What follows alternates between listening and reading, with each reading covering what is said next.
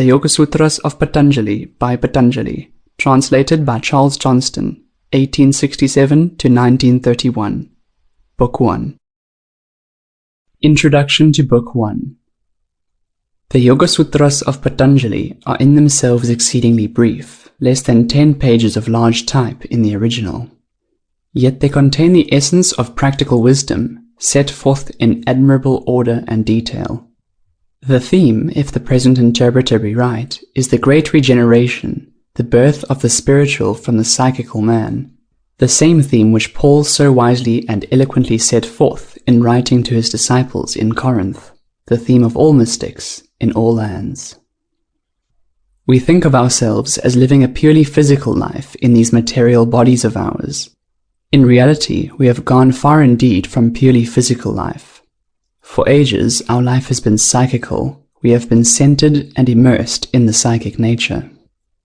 Some of the schools of India say that the psychic nature is, as it were, a looking glass, wherein are mirrored the things seen by the physical eyes and heard by the physical ears. But this is a magic mirror. The images remain and take a certain life of their own. Thus, within the psychic realm of our life, there grows up an imaged world wherein we dwell. A world of the images of things seen and heard, and therefore a world of memories. A world also of hopes and desires, of fears and regrets.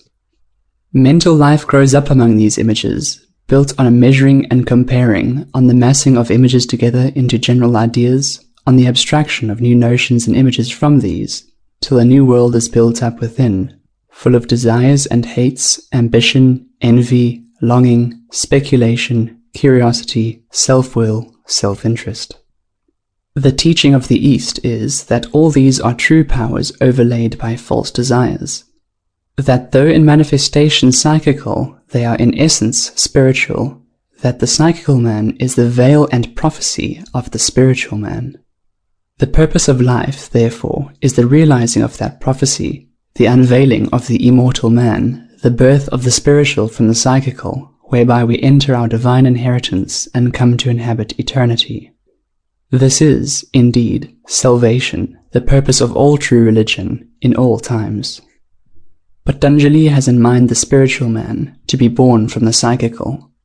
His purpose is to set in order the practical means for the unveiling and regeneration, and to indicate the fruit, the glory, and the power of that new birth. Through the sutras of the first book, Patanjali is concerned with the first great problem, the emergence of the spiritual man from the veils and meshes of the psychic nature, the moods and vestures of the mental and emotional man. Later will come the consideration of the nature and powers of the spiritual man, once he stands clear of the psychic veils and trammels, and a view of the realms in which these new spiritual powers are to be revealed. At this point may come a word of explanation. I have been asked why I use the word sutras for these rules of Patanjali's system when the word aphorism has been connected with them in our minds for a generation. The reason is this. The name aphorism suggests, to me at least, a pithy sentence of very general application, a piece of proverbial wisdom that may be quoted in a good many sets of circumstance, and which will almost always bear on its face the evidence of its truth. But with a sutra the case is different. It comes from the same root as the word so, and means, indeed, a thread, suggesting, therefore, a close-knit, consecutive chain of argument. Not only has each sutra a definite place in the system, but further, taken out of this place, it will be almost meaningless, and will by no means be self-evident. So I have thought best to adhere to the original word. The sutras of Patanjali are as closely knit together, as dependent on each other, as the propositions of Euclid, and can no more be taken out of their proper setting. In the second part of the first book, the problem of the emergence of the spiritual man is further dealt with. We are led to the consideration of the barriers to his emergence, of the overcoming of the barriers, and of certain steps and stages in the ascent from the ordinary consciousness of practical life to the finer, deeper, radiant consciousness of the spiritual man. Book 1. 1. Here follows instruction in union. Interpretation. Union, here as always in the scriptures of India, means union of the individual soul with the oversoul, of the personal consciousness with the divine consciousness, whereby the mortal becomes immortal and enters the eternal.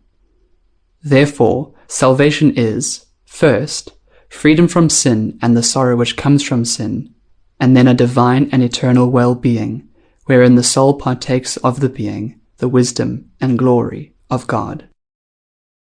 2. Union, spiritual consciousness, is gained through control of the versatile psychic nature. Interpretation.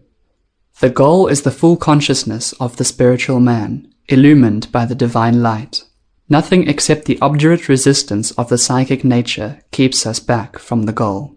The psychical powers are spiritual powers run wild, perverted, drawn from their proper channel. Therefore, our first task is to regain control of the perverted nature, to chasten, purify, and restore the misplaced powers. 3. Then the seer comes to consciousness in his proper nature. Interpretation. Egotism is but the perversion of spiritual being. Ambition is the inversion of spiritual power. Passion is the distortion of love. The mortal is the limitation of the immortal. When these false images give place to true, then the spiritual man stands forth luminous as the sun when the clouds disperse. 4. Heretofore, the seer has been enmeshed in the activities of the psychic nature. Interpretation.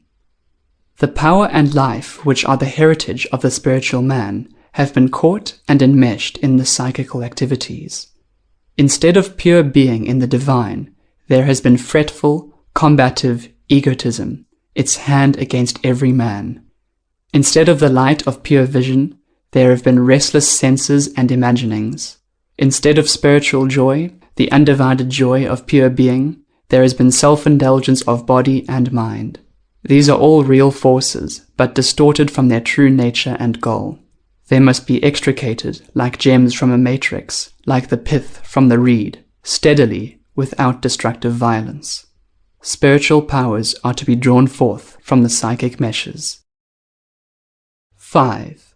The psychic activities are 5. They are either subject or not subject to the 5 hindrances. See Book 2, 3. Interpretation. The psychic nature is built up through the image-making power, the power which lies behind and dwells in mind pictures. These pictures do not remain quiescent in the mind. They are kinetic, restless, stimulating to new acts. Thus the mind image of an indulgence suggests and invites to a new indulgence. The picture of past joy is framed in regrets or hopes. And there is the ceaseless play of the desire to know, to penetrate to the essence of things, to classify. This, too, busies itself ceaselessly with the mind images, so that we may classify the activities of the psychic nature thus. 6.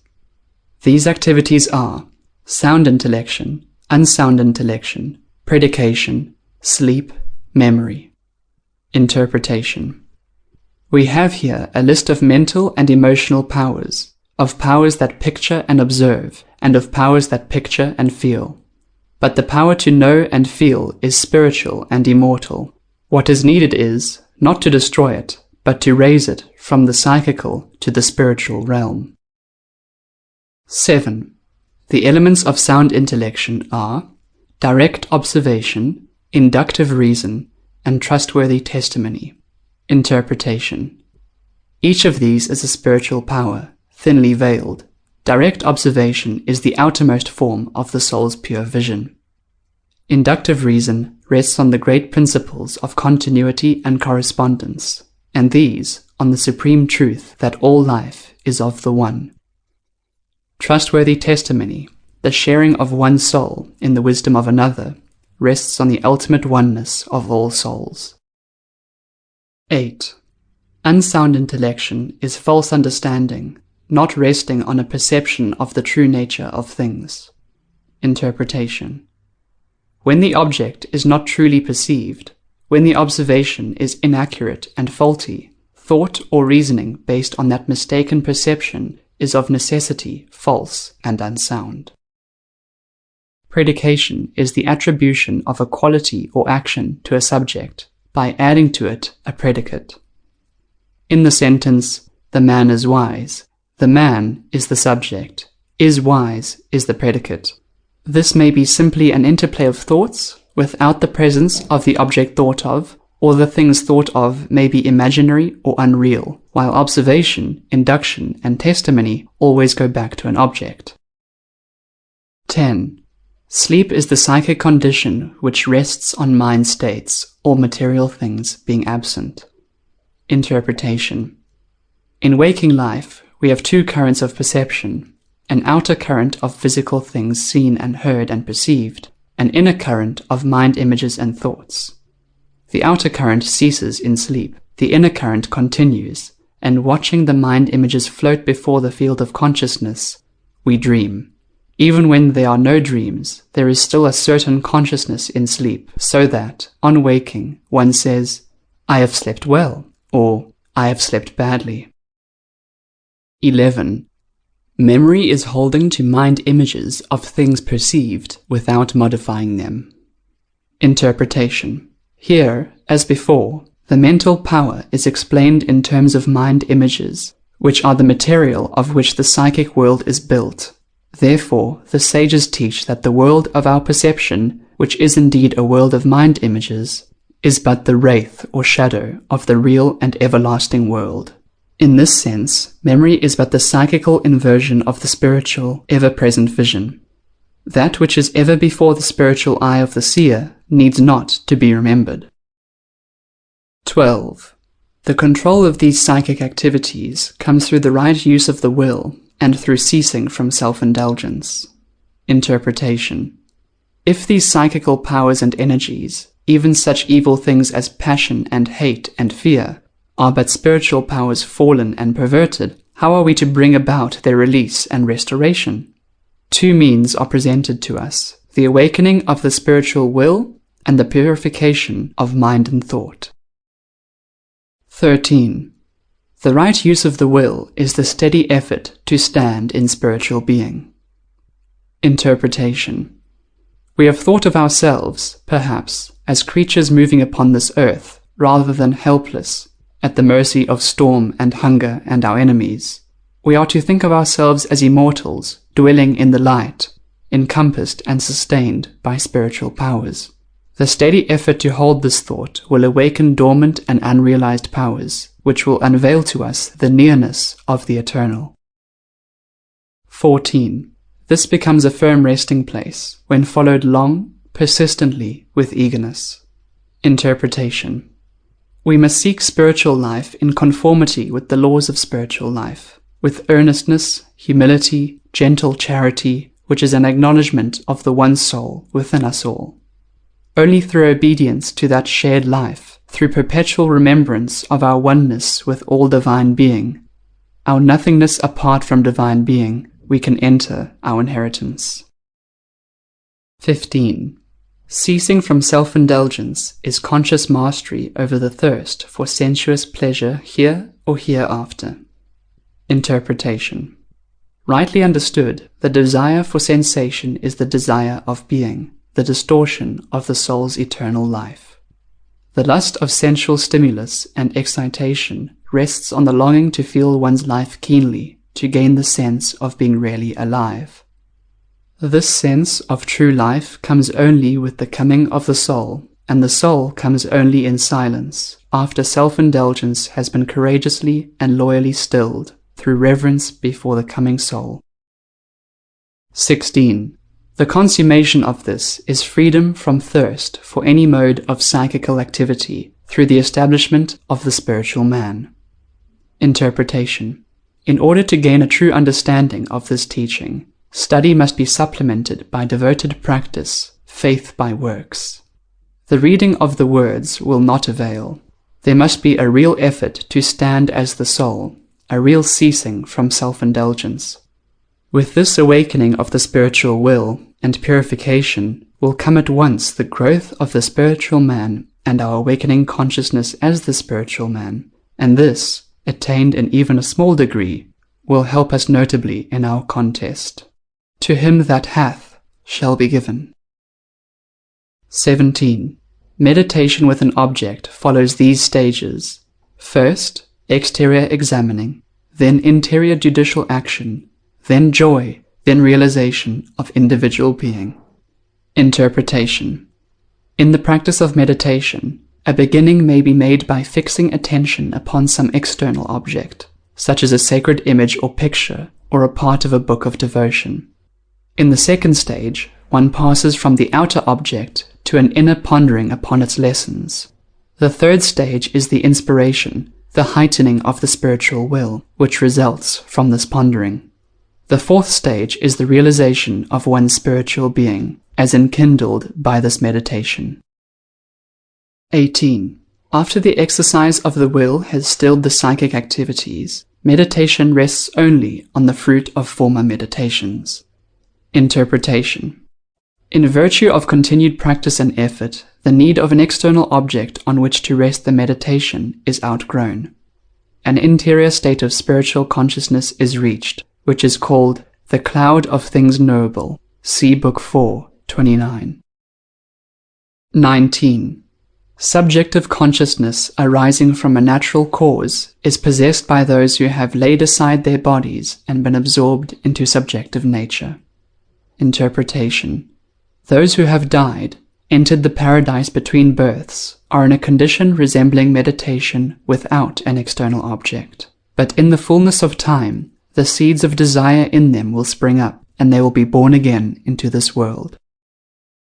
20. For the others, there is spiritual consciousness, led up to by faith, valor, right mindfulness, one-pointedness, perception. Interpretation. It is well to keep in mind these steps on the path to illumination: faith, valor, right mindfulness, one-pointedness, perception. Not one can be dispensed with, all must be one. First faith, and then from faith, valor, from valor, right mindfulness, from right mindfulness, a one-pointed aspiration toward the soul, from this, perception, and finally, full vision as the soul. 21. Spiritual consciousness is nearest to those of keen, intense will. Interpretation. The image used is the swift impetus of the torrent. The kingdom must be taken by force. Firm will only comes through effort. Effort is inspired by faith. The great secret is this: it is not enough to have intuitions. We must act on them, and we must live them. 22. The will may be weak, or of middle strength, or intense. Therefore, there is a spiritual consciousness higher than this. Interpretation. For those of weak will, there is this counsel: to be faithful in obedience, to live the life, and thus to strengthen the will to more perfect obedience. The will is not ours, but God's, and we come into it only through obedience. As we enter into the Spirit of God, we are permitted to share the power of God. Higher than the 3 stages of the way is the goal, the end of the way. 23. Our spiritual consciousness may be gained by ardent service of the Master. Interpretation. If we think of our lives as tasks laid on us by the Master of Life, if we look on all duties as parts of that Master's work, entrusted to us and forming our life work, then, if we obey promptly, loyally, sincerely, we shall enter by degrees into the Master's life and share the Master's power. Thus we shall be initiated into the spiritual will. 24. The Master is the spiritual man, who is free from hindrances, bondage to works, and the fruition and seed of works. Interpretation. The soul of the Master, the Lord, is of the same nature as the soul in us. But we still bear the burden of many evils. We are in bondage through our former works. We are under the dominance of sorrow. The soul of the Master is free from sin and servitude and sorrow. 25. In the Master is the perfect seed of omniscience. Interpretation. The soul of the Master is in essence one with the Oversoul, and therefore partaker of the Oversoul's all wisdom and all power. All spiritual attainment rests on this, and is possible because the soul and the Oversoul are one. 26. He is the teacher of all who have gone before, since he is not limited by time. Interpretation. From the beginning, the Oversoul has been the teacher of all souls, which, by their entrance into the Oversoul, by realizing their oneness with the Oversoul, have inherited the kingdom of the light. For the Oversoul is before time, and time, father of all else, is one of his children. 27. His word is Om. Interpretation. Om, the symbol of the Three in One, the three worlds in the soul, the three times, past, present, future, in eternity, the three divine powers, creation, preservation, transformation, in the one being, the three essences, immortality, omniscience, joy, in the one spirit. This is the word, the symbol, of the Master and Lord, the perfected spiritual man. 28. Let there be soundless repetition of Om and meditation thereon. Interpretation. This has many meanings, in ascending degrees. There is, first, the potency of the word itself, as of all words. Then there is the manifold significance of the symbol, as suggested above. Lastly, there is the spiritual realization of the high essences thus symbolized. Thus we rise step by step to the eternal. 29. Thence come the awakening of interior consciousness and the removal of barriers. Interpretation. Here again faith must be supplemented by works. The life must be held as well as studied before the full meaning can be understood. The awakening of spiritual consciousness can only be understood in measure as it is entered. It can only be entered where the conditions are present: purity of heart and strong aspiration, and the resolute conquest of each sin.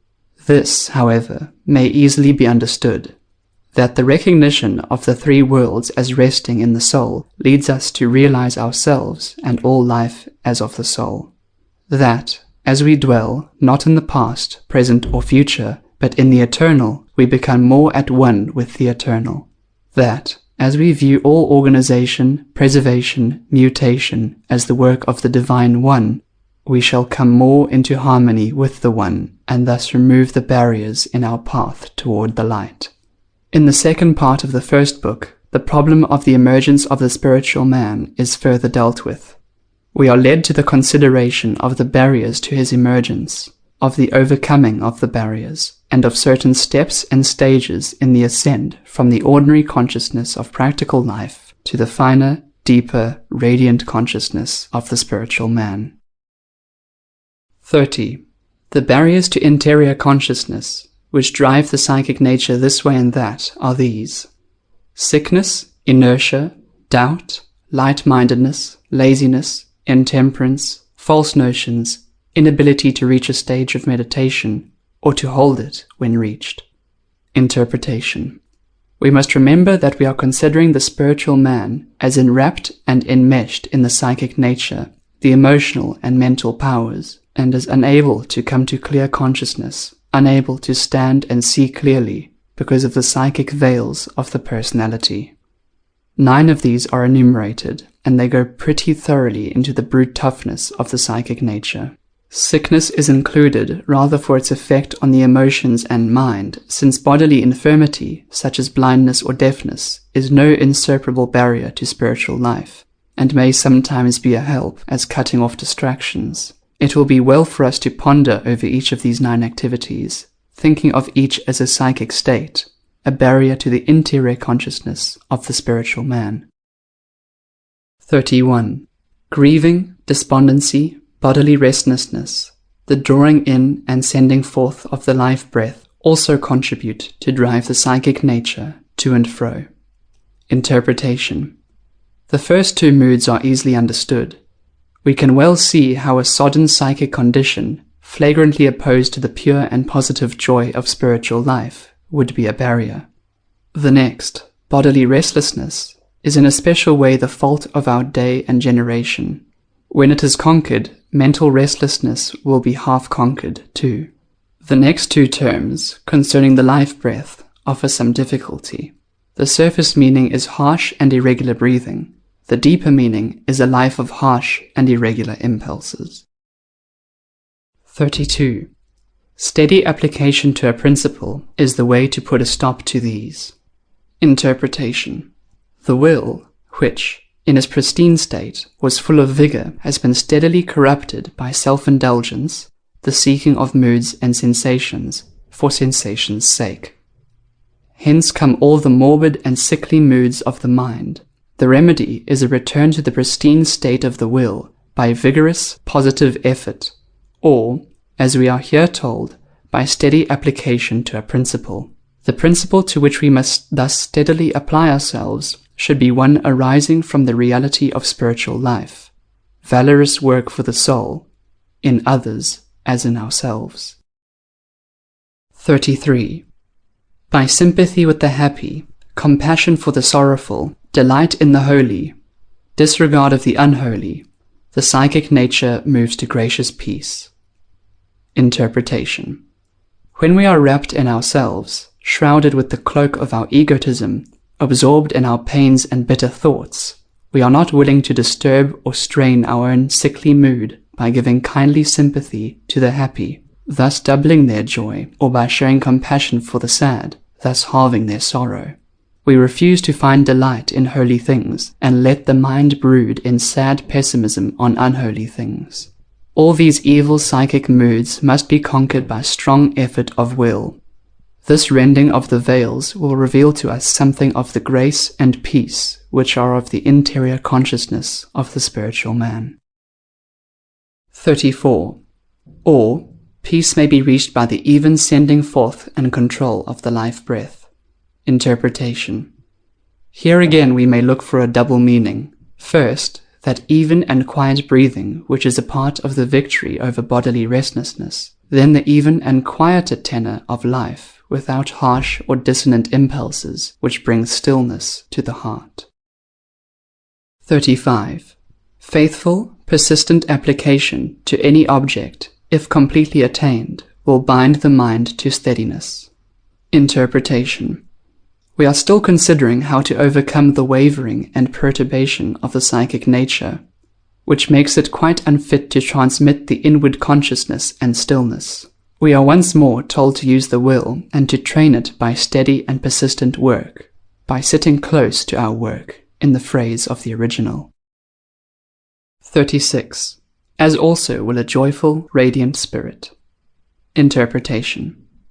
There is no such illusion as gloomy pessimism, and it has been truly said that a man's cheerfulness is the measure of his faith. Gloom, despondency, the pale cast of thought, are very amenable to the will. Sturdy and courageous effort will bring a clear and valorous mind, but it must always be remembered that this is not for solace to the personal man, but is rather an offering to the ideal of spiritual life, a contribution to the universal and universally shared treasure in heaven. 37. Or, the purging of self-indulgence from the psychic nature. Interpretation. We must recognize that the fall of man is a reality, exemplified in our own persons. We have quite other sins than the animals, and far more deleterious, and they have all come through self-indulgence, with which our psychic natures are soaked through and through. As we climb downhill for our pleasure, so must we climb up again for our purification and restoration to our former high estate. The process is painful, perhaps, yet indispensable. 38. Or, a pondering on the perceptions gained in dreams and dreamless sleep. Interpretation. For the Eastern sages, dreams are, it is true, made up of images of waking life, reflections of what the eyes have seen and the ears heard. But dreams are something more, for the images are in a sense real, objective in their own plane, and the knowledge that there is another world, even a dream world, lightens the tyranny of material life. Much of poetry and art is such a solace from dreamland, but there is more in dream, for it may image what is above as well as what is below, not only the children of men, but also the children by the shore of the immortal sea that brought us hither may throw their images on this magic mirror. so, too, of the secrets of dreamless sleep with its pure vision in even greater degree. 39. Or, meditative brooding on what is dearest to the heart. Interpretation. Here is a thought which our own day is beginning to grasp, that love is a form of knowledge, that we truly know anything or any person by becoming one therewith, in love.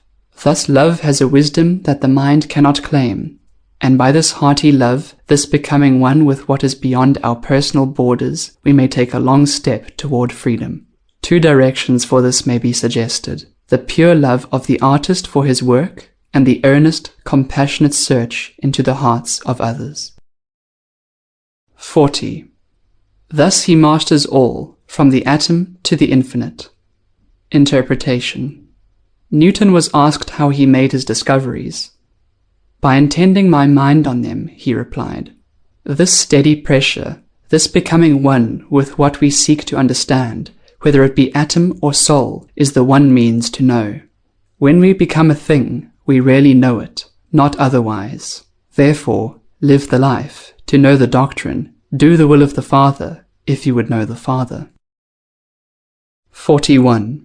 When the perturbations of the psychic nature have all been stilled, then the consciousness, like a pure crystal, takes the color of what it rests on, whether that be the perceiver, perceiving, or the thing perceived. Interpretation. This is a fuller expression of the last sutra, and it is so lucid that comment can hardly add to it. Everything is either perceiver, perceiving, or the thing perceived, or, as we might say, consciousness, force, or matter. The sage tells us that the one key will unlock the secrets of all 3, the secrets of consciousness, force, and matter alike.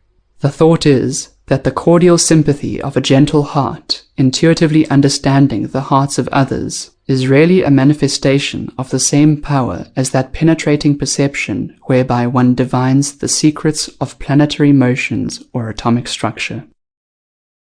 42.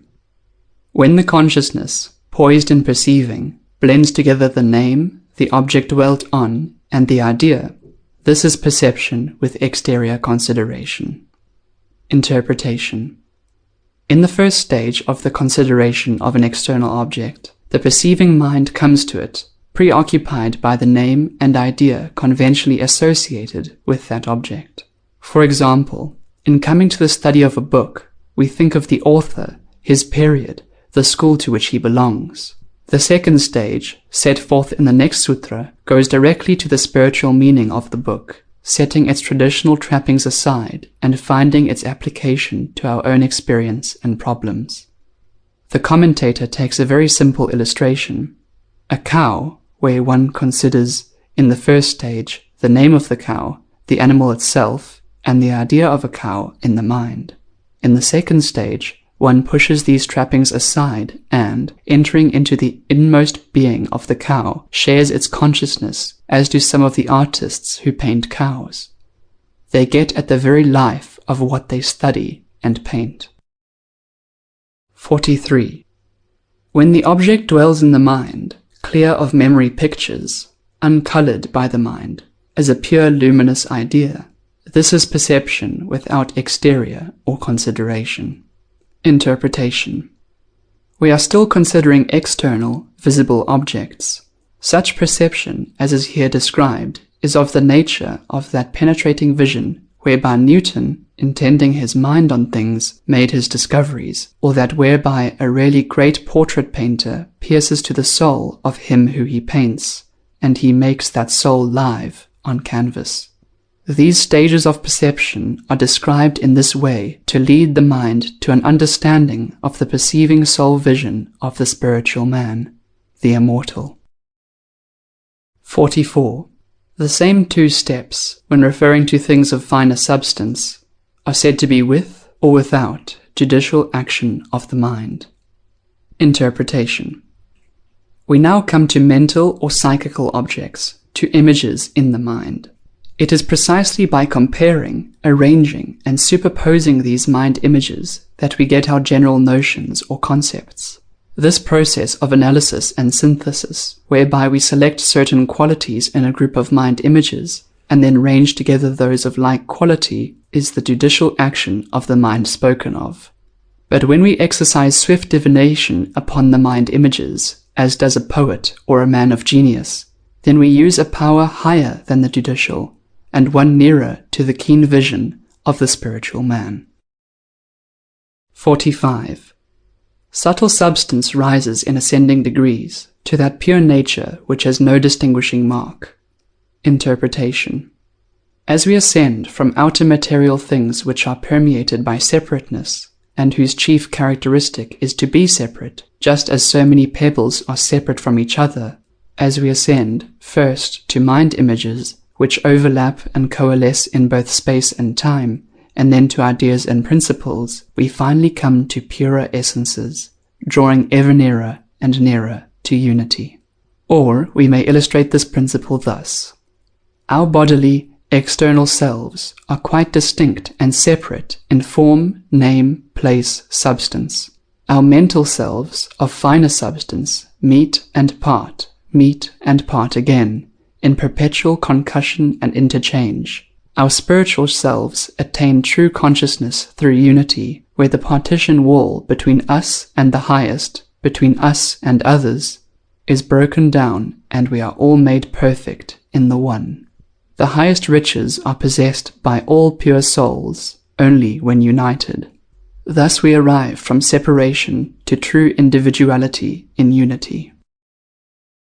46. The above are the degrees of limited and conditioned spiritual consciousness, still containing the seed of separateness. Interpretation. In the 4 stages of perception above described, the spiritual vision is still working through the mental and psychical. The inner genius is still expressed through the outer, personal man. The spiritual man has yet to come completely to consciousness as himself, in his own realm, the psychical veils laid aside. 47. When pure perception without judicial action of the mind is reached, there follows the gracious peace of the inner self. Interpretation. We have instanced certain types of this pure perception. The poet's divination, whereby he sees the spirit within the symbol, likeness in things unlike, and beauty in all things. The pure insight of the true philosopher, whose vision rests not in the appearances of life, but on its realities, or the saint's firm perception of spiritual life and being. All these are far advanced on the way. They have drawn near to the secret dwelling of peace. 48. In that peace, perception is unfailingly true. Interpretation. The poet, the wise philosopher, and the saint not only reach a wide and luminous consciousness, but they gain certain knowledge of substantial reality. When we know that we know. For we have come to the stage where we know things by being them, and nothing can be more true than being. We rest on the rock, and know it to be the rock, rooted in the very heart of the world. 49. The object of this perception is other than what is learned from the sacred books, or by sound inference, since this perception is particular. Interpretation. The distinction is a luminous and inspiring one. The scriptures teach general truths concerning universal spiritual life and broad laws, and inference from their teaching is not less general. But the spiritual perception of the awakened seer brings particular truth concerning his own particular life and needs, whether these be for himself or others. He receives defined, precise knowledge, exactly applying to what he has at heart. 50. The impress on the consciousness springing from this perception supersedes all previous impressions. Interpretation. Each state or field of the mind, each field of knowledge, so to speak, which is reached by mental and emotional energies, is a psychical state, just as the mind picture of a stage with the actors on it is a psychical state or field. When the pure vision, as of the poet, the philosopher, the saint, fills the whole field, all lesser views and visions are crowded out. This high consciousness displaces all lesser consciousnesses. Yet, in a certain sense, that which is viewed as part, even by the vision of a sage, has still an element of illusion, a thin psychical veil, however pure and luminous that veil may be. It is the last and highest psychic state. 51. When this impression ceases, then, since all impressions have ceased, there arises pure spiritual consciousness, with no seed of separateness left. Interpretation. The last psychic veil is drawn aside, and the spiritual man stands with unveiled vision, pure serene. End of Book 1. Book 2 of the Yoga Sutras of Patanjali by Patanjali. Translated by Charles Johnston, 1867 to 1931. Introduction to Book 2. The first book of Patanjali's Yoga Sutras is called the Book of Spiritual Consciousness. The second book, which we now begin, is the Book of the Means of Soul Growth. And we must remember that soul growth here means the growth of the realization of the spiritual man, or, to put the matter more briefly, the growth of the spiritual man, and the disentangling of the spiritual man from the wrappings, the veils, the disguises laid upon him by the mind and the psychical nature wherein he is enmeshed, like a bird caught in a net. The question arises, by what means may the spiritual man be freed from these psychical meshes and disguises, so that he may stand forth above death in his radiant eternalness and divine power? And the second book sets itself to answer this very question, and to detail the means in a way entirely practical and very lucid, so that he who runs may read, and he who reads may understand and practice. The second part of the second book is concerned with practical spiritual training, that is, with the earlier practical training of the spiritual man. The most striking thing is the emphasis laid on the commandments, which are precisely those of the latter part of the Decalogue, together with obedience to the Master. Our day and generation is far too prone to fancy that there can be mystical life and growth on some other foundation, on the foundation, for example, of intellectual curiosity and psychical selfishness. In reality, on this latter foundation the life of the spiritual man can never be built, nor, indeed, anything but a psychic counterfeit, a dangerous delusion. Therefore Patanjali, like every great spiritual teacher, meets the question, what must I do to be saved? With the age-old answer, keep the commandments. Only after the disciple can say, these have I kept, can there be further and finer teaching of the spiritual rules.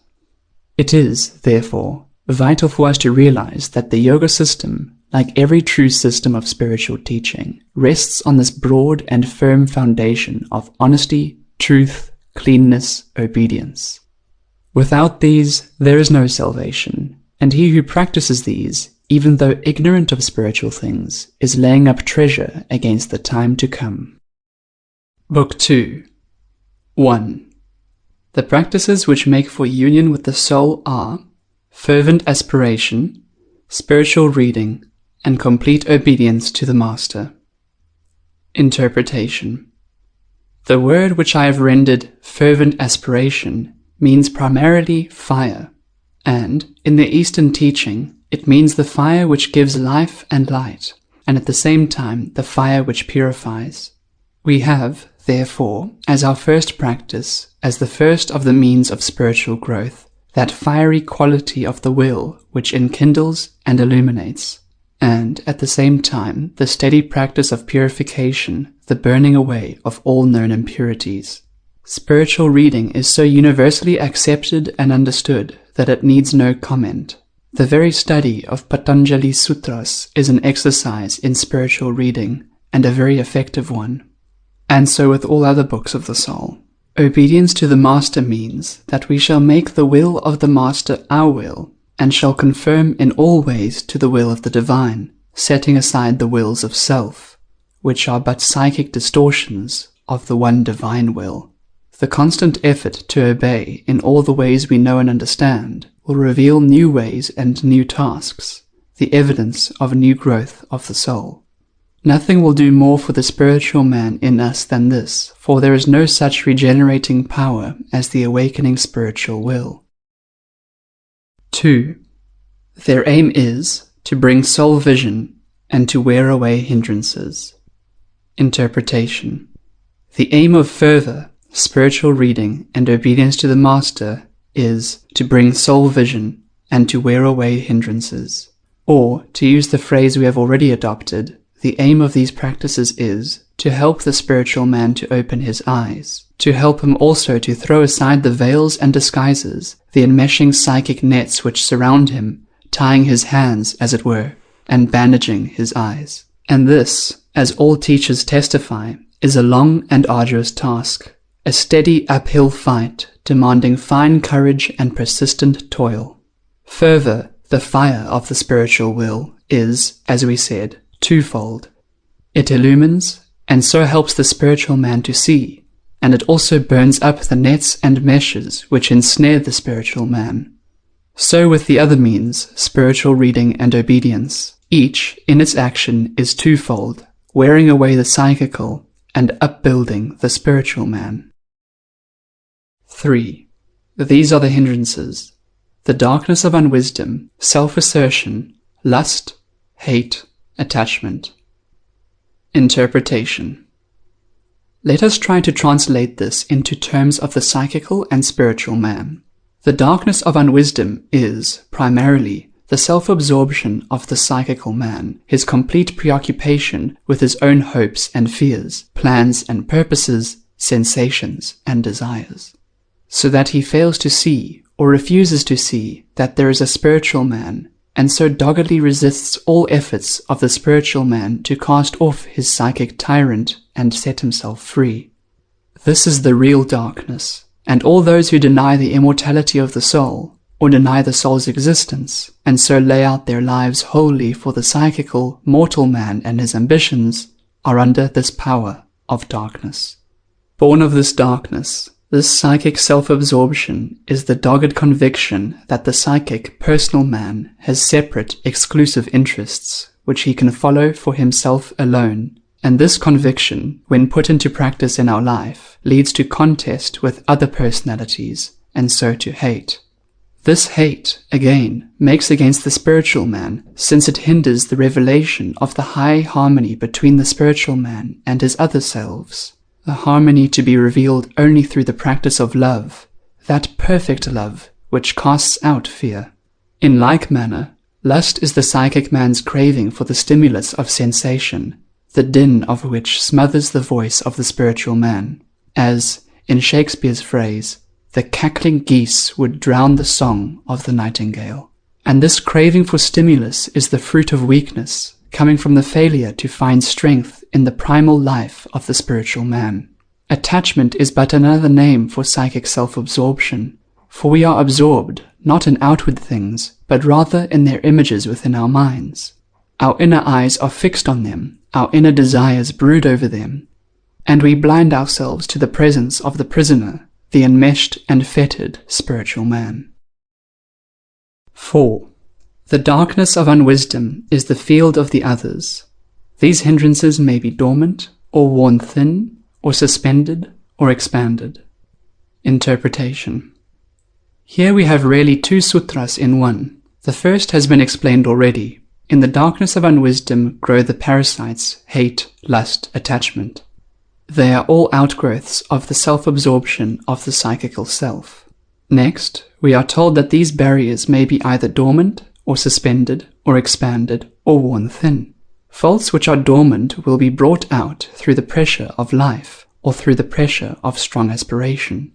Thus expanded, they must be fought and conquered, or, as Patanjali quaintly says, they must be worn thin, as a veil might, or the links of manacles. 5. The darkness of ignorance is, holding that which is unendearing, impure, full of pain, not the soul, to be eternal, pure, full of joy, the soul. Interpretation. This we have really considered already. The psychic man is unenduring, impure, full of pain, not the soul, not the real self. The spiritual man is endearing, pure, full of joy, the real self. The darkness of unwisdom is, therefore, the self-absorption of the psychical, personal man to the exclusion of the spiritual man. It is the belief, carried into action, that the personal man is the real man, the man for whom we should toil, for whom we should build, for whom we should live. This is the psychical man of whom it is said, "He that soweth to the flesh shall of the flesh reap corruption." 6. Self-assertion comes from thinking of the seer and the instrument of vision as forming oneself. Interpretation. This is the fundamental idea of the Sankhya philosophy, of which the yoga is avowedly the practical side. To translate this into our terms, we may say that the seer is the spiritual man, the instrument of vision is the psychical man, through which the spiritual man gains experience of the outer world. But we turn the servant into the master. We attribute to the psychical man, the personal self, a reality which really belongs to the spiritual man alone. And so, thinking of the quality of the spiritual man as belonging to the psychical, we merge the spiritual man into the psychical. Or, as the text says, we think of the two as forming oneself. 7. Lust is the resting in the sense of enjoyment. Interpretation. This has been explained again and again. Sensation, as, for example, the sense of taste, is meant to be the guide to action, in this case the choice of wholesome food, and the avoidance of poisonous and hurtful things. But if we rest in the sense of taste as a pleasure in itself, rest, that is, in the psychical side of taste, we fall into gluttony and live to eat, instead of eating to live. So with the other great organic power, the power of reproduction, this lust comes into being through resting in the sensation and looking for pleasure from that. 8. Hate is the resting in the sense of pain. Interpretation. Pain comes, for the most part, from the strife of personalities, the jarring discords between psychic selves, each of which deems itself supreme. A dwelling on this pain breeds hate, which tears the warring selves yet further asunder and puts new enmity between them, thus hindering the harmony of the real, the reconciliation through the soul. 9. Attachment is the desire toward life, even in the wise, carried forward by its own energy. Interpretation. The life here desired is the psychic life, the intensely vibrating life of the psychical self. This prevails even in those who have attained much wisdom, so long as it falls short of the wisdom of complete renunciation, complete obedience to each least behest of the spiritual man, and of the master who guards and aids the spiritual man. The desire of sensation, the desire of psychic life, reproduces itself, carried on by its own energy and momentum, and hence comes the circle of death and rebirth, instead of the liberation of the spiritual man. 10. These hindrances, when they have become subtle, are to be removed by a countercurrent. Interpretation. The darkness of unwisdom is said to be removed by the light of wisdom pursued through further spiritual reading of holy teachings and of life itself, and by obedience to the Master. Lust is to be removed by pure aspiration of spiritual life, which, bringing true strength and stability, takes away the void of weakness which we try to fill by the stimulus of sensations. Hate is to be overcome by love. The fear that arises through the sense of separate, warring selves is to be stilled by the realization of the one self, the one soul in all. This realization is the perfect love that casts out fear. The hindrances are said to have become subtle when, by initial efforts, they have been located and recognized in the psychic nature. 11. Their active turnings are to be removed by meditation. Interpretation. Here is, in truth, the whole secret of yoga, the science of the soul. The active turnings, the strident vibrations of selfishness, lust, and hate are to be stilled by meditation, by letting heart and mind dwell in spiritual life, by lifting up the heart to the strong, silent life above, which rests in the stillness of eternal love and needs no harsh vibration to convince it of true being. 12. The burden of bondage to sorrow has its root in these hindrances. It will be felt in this life or in a life not yet manifested. Interpretation. The burden of bondage to sorrow has its root in the darkness of unwisdom, in selfishness, in lust, in hate, in attachment to sensation. All these are, in the last analysis, absorption in the psychical self, and this means sorrow because it means the sense of separateness, and this means jarring discord and inevitable death. But the psychical self will breed a new psychical self, in a new birth, and so new sorrows in a life not yet manifest. 13. From this root there grow and ripen the fruits of birth, of the lifespan, of all that is tasted in life. Interpretation. Fully to comment on this would be to write a treatise on karma and its practical working in detail, whereby the place and time of the next birth, its content and duration are determined. And to do this the present commentator is in no wise fitted. But this much is clearly understood, that, through a kind of spiritual gravitation, the incarnating self is drawn to a home and life circle which will give it scope and discipline. And its need of discipline is clearly conditioned by its character, its standing, its accomplishment. 14. These bear fruits of rejoicing, or of affliction, as they are sprung from holy or unholy works. Interpretation. Since holiness is obedience to divine law, to the law of divine harmony, and obedience to harmony strengthens that harmony in the soul, which is the one true joy, therefore joy comes of holiness, comes, indeed, in no other way. And as unholiness is disobedience, and therefore discord, therefore unholiness makes for pain, and this twofold law is true, whether the cause take effect in this or in a yet unmanifested birth. 15. To him who possesses discernment, all personal life is misery, because it ever waxes and wanes, is ever afflicted with restlessness, makes ever new dynamic impressions in the mind, and because all its activities war with each other. Interpretation. The whole life of the psychic self is misery, because it ever waxes and wanes, because birth brings inevitable death, because there is no expectation without its shadow, fear. The life of the psychic self is misery, because it is afflicted with restlessness, so that he who has too much finds no satisfaction, but rather the whetted hunger for more. The fire is not quenched by pouring oil on it, so desire is not quenched by the satisfaction of desire. Again, the life of the psychic self is misery, because it makes ever new dynamic impressions in the mind. Because a desire satisfied is but the seed from which springs the desire to find like satisfaction again. The appetite comes in eating, as the proverb says, and grows by what it feeds on, and the psychic self, torn with conflicting desires, is ever the house divided against itself, which must surely fall. 16. This pain is to be warded off before it has come. Interpretation.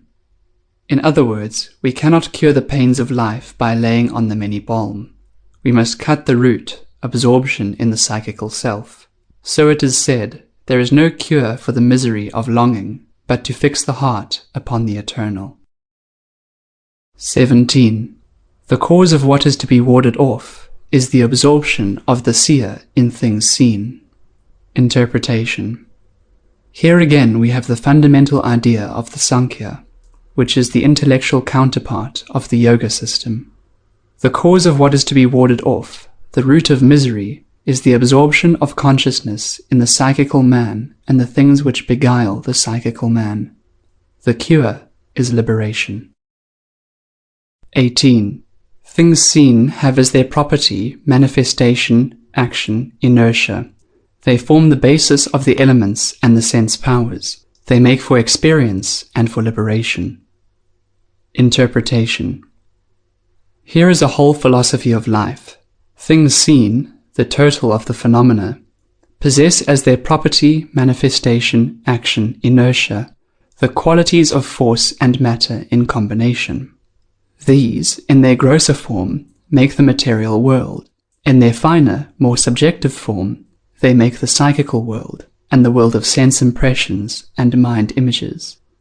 And through this totality of the phenomenal, the soul gains experience and is prepared for liberation. In other words, the whole outer world exists for the purposes of the soul, and finds in this its true reason for being. 19. The grades or layers of the three potencies are defined, the undefined, that with distinctive mark, and that without distinctive mark. Interpretation. Or, as we might say, there are two strata of the physical and two strata of the psychical realms. In each, there is the side of form and the side of force. The form side of the physical is here called the defined. The force side of the physical is the undefined, that which has no boundaries. So in the psychical, there is the form side, that with distinctive marks, such as the characteristic features of mind images, and there is the force side, without distinctive marks, such as the forces of desire or fear, which may flow now to this mind image, now to that. 20. The seer is pure vision. Though pure, he looks out through the vesture of the mind. Interpretation. The seer, as always, is the spiritual man whose deepest consciousness is pure vision, the pure life of the eternal. But the spiritual man, as yet unseeing in his proper person, looks out on the world through the eyes of the psychical man, by whom he is enfolded and enmeshed. The task is to set this prisoner free, to clear the dust of ages from this buried temple. 21. The very essence of things seen is that they exist for the seer. Interpretation. The things of outer life, not only material things, but the psychic man also, exist in very deed for the purposes of the seer, the soul, the spiritual man. Disaster comes when the psychical man sets up, so to speak, on his own account, trying to live for himself alone, and taking material things to solace his loneliness. 22. Though fallen away from him who has reached the goal, things seen have not altogether fallen away, since they exist for others. Interpretation. When one of us conquers hate, hate does not thereby cease out of the world, since others still hate and suffer hatred. So with other delusions which hold us in bondage to material things, and through which we look at all material things. When the colored veil of illusion is gone, the world which we saw through it is also gone, for now we see life as it is, in the white radiance of eternity.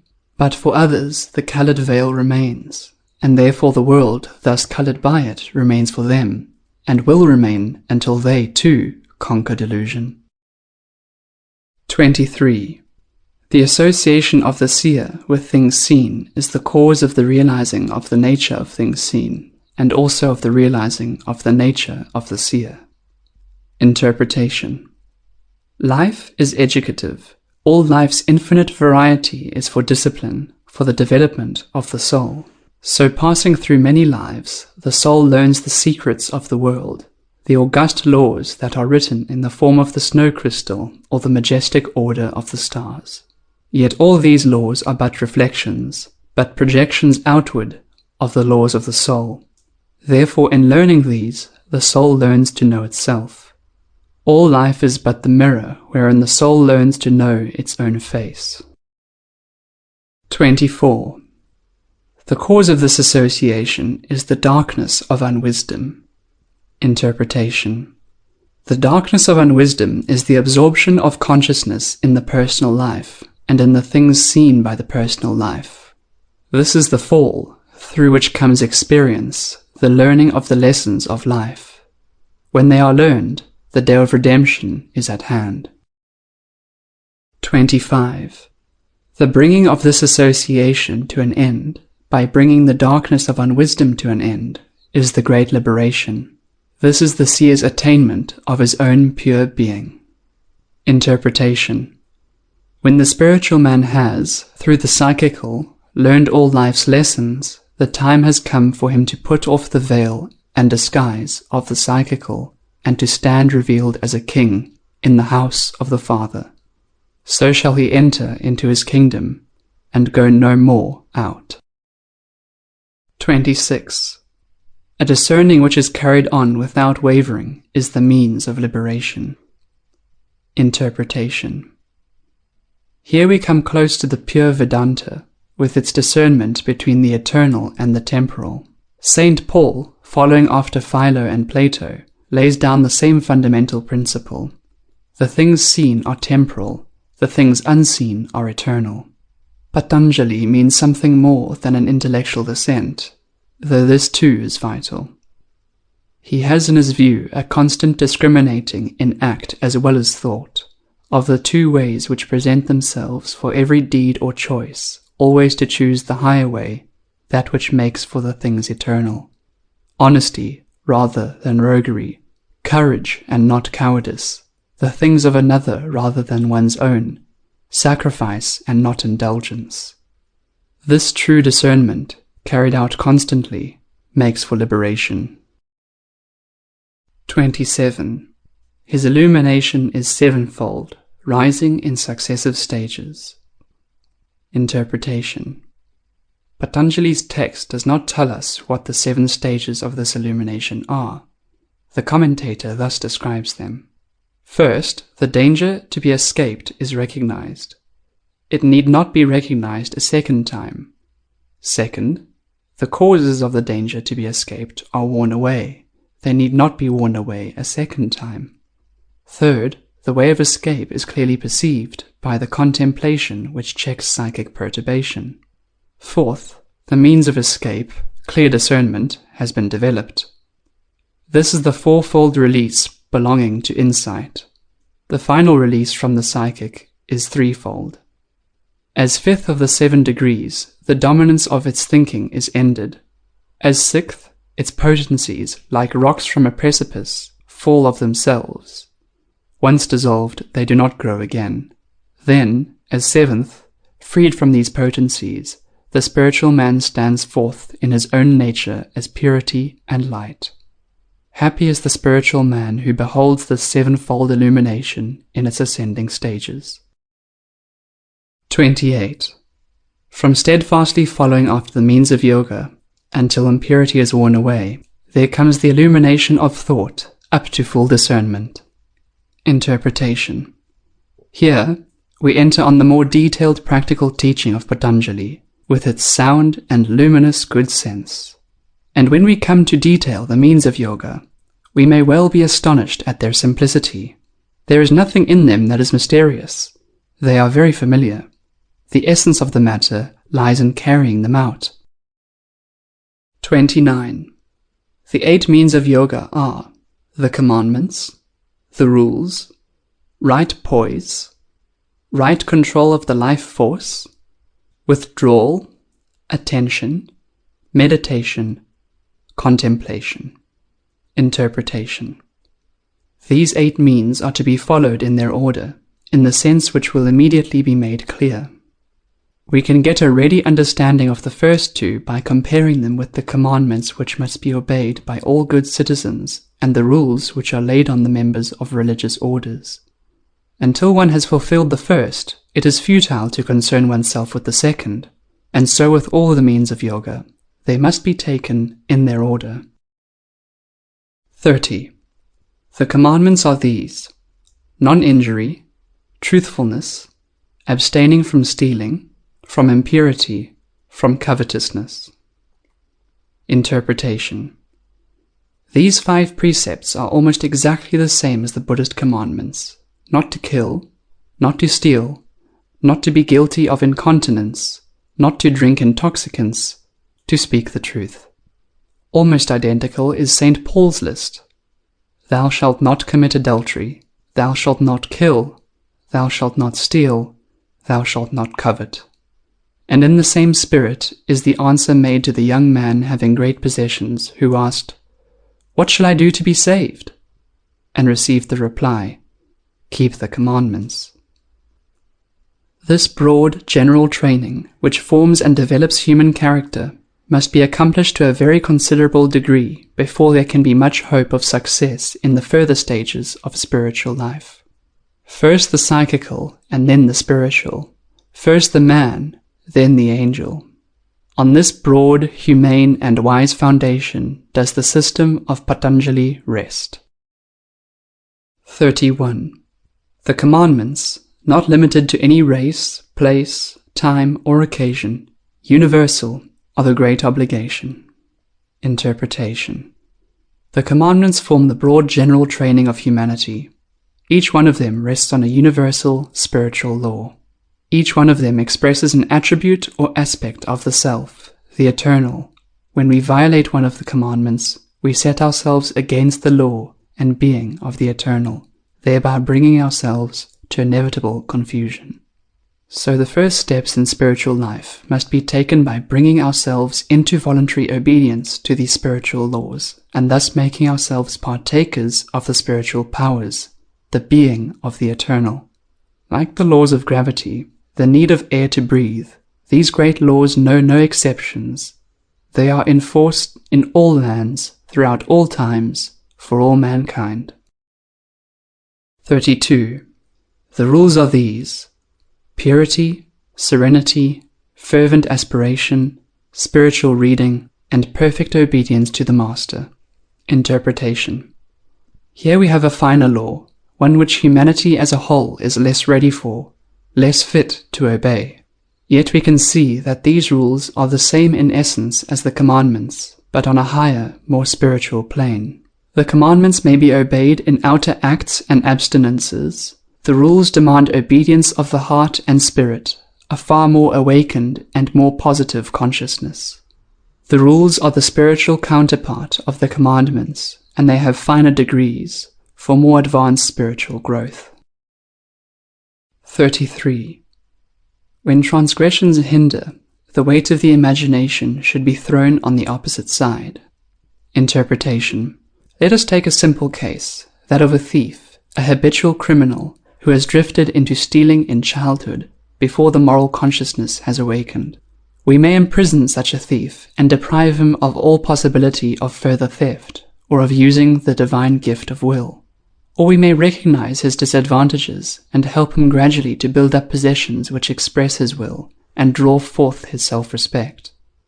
If we imagine that, after he has built well and his possessions have become dear to him, he himself is robbed, then we can see how he would have come vividly to realize the essence of theft and of honesty, and would cleave to honest dealings with firm conviction. In some such way does the great Lord teach us. Our sorrows and losses teach us the pain of the sorrow and loss we inflict on others, and so we cease to inflict them. Now as to the more direct application. To conquer a sin, let heart and mind rest, not on the sin, but on the contrary virtue.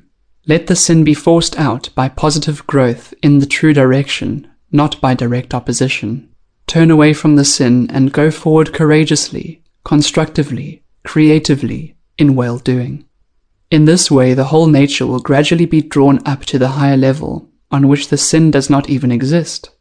The conquest of a sin is a matter of growth and evolution, rather than of opposition.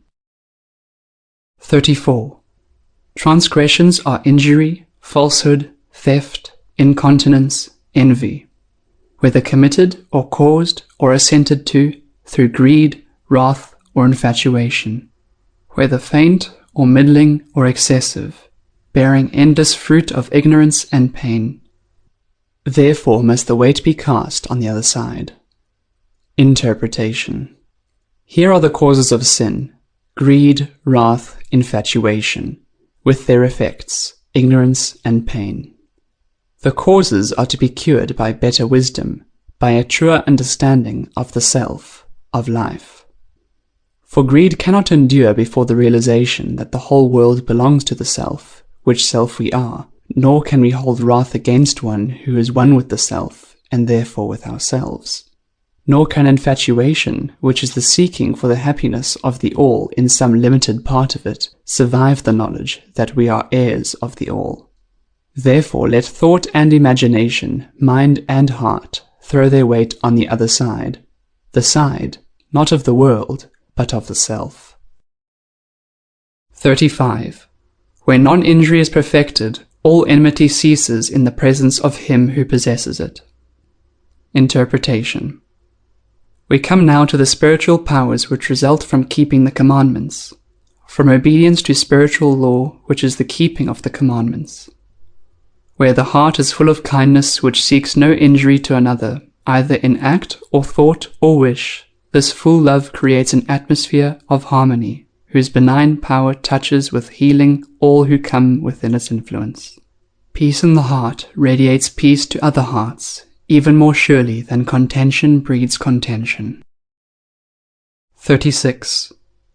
When he is perfected in truth, all acts and their fruits depend on him. Interpretation. The commentator thus explains, if he who is attained should stay a man, become righteous, the man becomes righteous. If he should say, gain heaven, the man gains heaven. His word is not in vain. Exactly the same doctrine was taught by the Master, who said to his disciples, receive ye the Holy Ghost, whosesoever sins ye remit, they are remitted unto them, and whosesoever sins ye retain, they are retained. 37. Where cessation from theft is perfected, all treasures present themselves to him who possesses it. Interpretation. Here is a sentence which may warn us that beside an outer apparent meaning, there is in many of these sentences a second and finer significance. The obvious meaning is that he who has wholly ceased from theft in act, thought, and wish finds buried treasures in his path, treasures of jewels and gold and pearls. The deeper truth is that he who in every least thing is wholly honest with the spirit of life finds life supporting him in all things, and gains admittance to the treasure house of life, the spiritual universe. 38. For him who is perfect in continence, the reward is valor and virility. Interpretation.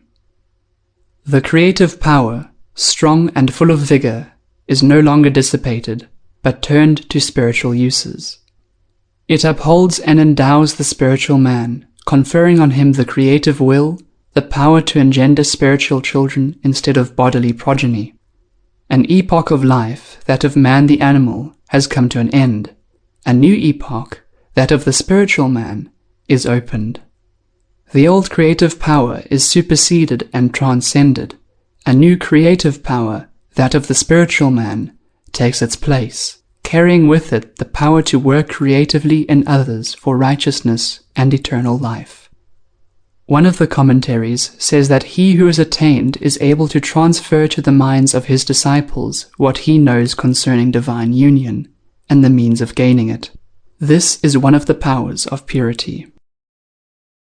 39. Where there is firm conquest of covetousness, he who has conquered it awakes to the how and why of life. Interpretation. So it is said that, before we can understand the laws of karma, we must free ourselves from karma. The conquest of covetousness brings this rich fruit because the root of covetousness is the desire of the individual soul, the will toward manifested life. And where the desire of the individual soul is overcome by the superb, still life of the universal soul welling up in the heart within, the great secret is discerned, the secret that the individual soul is not an isolated reality, but the ray, the manifest instrument of the life, which turns it this way and that until the great work is accomplished, the age-long lesson learned. Thus is the how and why of life disclosed by ceasing from covetousness. The commentator says that this includes a knowledge of one's former births. 40. Through purity comes a withdrawal from one's own bodily life, a ceasing from infatuation with the bodily life of others. Interpretation. As the spiritual light grows in the heart within, as the taste for pure life grows stronger, the consciousness opens toward the great, secret places within, where all life is one, where all lives are one. Thereafter, this outer, manifested, fugitive life, whether of ourselves or of others, loses something of its charm and glamour, and we seek rather the deep infinitudes. Instead of the outer form and surrounding of our lives, we long for their inner and everlasting essence. We desire not so much outer converse and closeness to our friends, but rather that quiet communion with them in the inner chamber of the soul, where spirit seeks to spirit, and spirit answers, where alienation and separation never enter, where sickness and sorrow and death cannot come. 41. To the pure of heart come also a quiet spirit, one-pointed thought, the victory over sensuality, and fitness to behold the soul. Interpretation.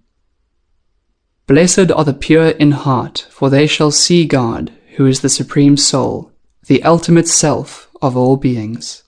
In the deepest sense, purity means fitness for this vision, and also a heart cleansed from all disquiet, from all wandering and unbridled thought, from the torment of sensuous imaginings, and when the spirit is thus cleansed and pure, it becomes at one in essence with its source, the Great Spirit, the great primal life. One consciousness now thrills through both, for the psychic partition wall is broken down. Then shall the pure in heart see God, because they become God. 42. From acceptance, the disciple gains happiness supreme. Interpretation. One of the wise has said, accept conditions, accept others, accept yourself. This is the true acceptance, for all things are what they are through the will of the higher self, except their deficiencies, which come through thwarting the will of the higher self, and can be conquered only through compliance with that will. By the true acceptance, the disciple comes into oneness of spirit with the overruling soul, and, since the own nature of the soul is being, happiness, bliss, he comes thereby into happiness supreme. 43. The perfection of the powers of the bodily vesture comes through the wearing away of impurities and through fervent aspiration. Interpretation. This is true of the physical powers and of those which dwell in the higher vestures. There must be, first, purity, as the blood must be pure, before one can attain to physical health. But the absence of impurity is not in itself enough, else would many nerveless ascetics of the cloisters rank as high saints. There is needed, further, a positive fire of the will, a keen vital vigor for the physical powers, and something finer, purer, stronger, but of kindred essence, for the higher powers. The fire of genius is something more than a phrase, for there can be no genius without the celestial fire of the awakened spiritual will. 44. Through spiritual reading, the disciple gains communion with the divine power on which his heart is set. Interpretation. Spiritual reading meant, for ancient India, something more than it does with us. It meant, first, the recital of sacred text, which, in their very sounds, had mystical potencies, and it meant a recital of texts which were divinely emanated, and held in themselves the living, potent essence of the divine. For us, spiritual reading means a communing with the recorded teachings of the Masters of Wisdom, whereby we read ourselves into the Master's mind, just as through his music one can enter the mind and soul of the Master Musician. It has been well said that all true art is contagion of feeling, so that through the true reading of true books we do indeed read ourselves into the spirit of the Masters, share in the atmosphere of their wisdom and power, and come at last into their very presence. 45. Soul vision is perfected through perfect obedience to the Master. Interpretation. The sorrow and darkness of life come of the erring personal will which sets itself against the will of the soul, the one great life. The error of the personal will is inevitable, since each will must be free to choose, to try and fail, and so to find the path. And sorrow and darkness are inevitable until the path is found, and the personal will made once more one with the greater will, wherein it finds rest and power, without losing freedom. In his will is our peace. and with that peace comes light. Soul vision is perfected through obedience. 46. Right poise must be firm and without strain. Interpretation. Here we approach a section of the teaching which is manifestly a twofold meaning. The first is physical and concerns the bodily position of the student and the regulation of breathing. These things have their direct influence upon soul life and the life of the spiritual man, since it is always and everywhere true that our study demands a sound mind in a sound body. The present sentence declares that, for work and for meditation, the position of the body must be steady and without strain, in order that the finer currents of life may run their course. It applies further to the poise of the soul, that fine balance and stability which nothing can shake, where the consciousness rests on the firm foundation of spiritual being. This is indeed the house set upon a rock, which the winds and waves beat upon in vain. 47. Right poise is to be gained by steady and temperate effort, and by setting the heart upon the everlasting. Interpretation. Here again there is the twofold meaning. For physical poise is to be gained by steady effort of the muscles, by gradual and wise training, linked with the right understanding of, and relationship with, the universal force of gravity. Uprightness of the body demands that both these conditions shall be fulfilled. In like manner, the firm and upright poise of the spiritual man is to be gained by steady and continued effort, always guided by wisdom and by setting the heart on the eternal, filling the soul with the atmosphere of the spiritual world. Neither is effective without the other. Aspiration without effort brings weakness. Effort without aspiration brings a false strength, not resting on enduring things. The two together make for the right poise which sets the spiritual man firmly and steadfastly on his feet.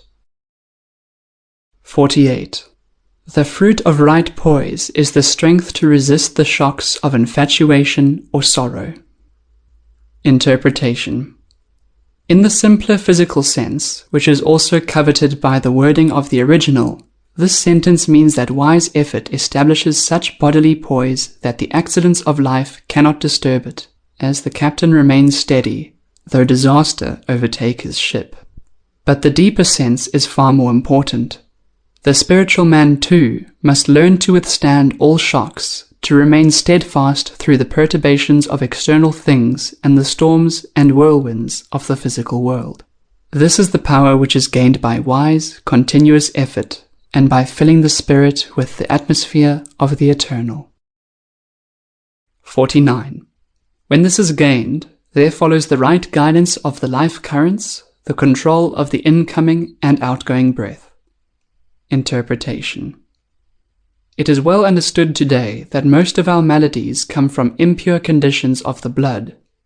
It is coming to be understood that right breathing, right oxygenation, will do very much to keep the body clean and pure. Therefore, a right knowledge of breathing is a part of the science of life. But the deeper meaning is that the spiritual man, when he has gained poise through right effort and aspiration, can stand firm and guide the currents of his life, both the incoming current of events and the outgoing current of his acts. Exactly the same symbolism is used in the saying, "Not that which goeth into the mouth defileth a man, but that which cometh out of the mouth, this defileth a man." Those things which proceed out of the mouth come forth from the heart. Out of the heart proceed evil thoughts, murders, uncleanness, thefts, false witness, blasphemies. Therefore the first step in purification is to keep the commandments. 50. The life current is either outward or inward or balanced. It is regulated according to place, time, number. It is prolonged and subtle. Interpretation. The technical, physical side of this has its value. In the breath, there should be right in-breathing, followed by the period of pause when the air comes into contact with the blood, and this again followed by right out-breathing, even, steady, silent. Further, the lungs should be evenly filled, Many maladies may arise from the neglect and consequent weakening of some region of the lungs, and the number of breaths is so important, so closely related to health, that every nurse's chart records it. 51. The fourth degree transcends external and internal objects. Interpretation. The inner meaning seems to be that, in addition to the 3 degrees of control already described, control, that is, over the incoming current of life, over the outgoing current, and over the condition of pause or quiescence, there is a 4th degree of control, which holds in complete mastery both the outer passage of events and the inner currents of thoughts and emotions. A condition of perfect poise and stability in the midst of the flux of things outward and inward. 52. Thereby is worn away the veil which covers up the light. Interpretation. The veil is the psychic nature, the web of emotions, desires, argumentative trains of thought, which cover up and obscure the truth by absorbing the entire attention and keeping the consciousness in the psychic realm.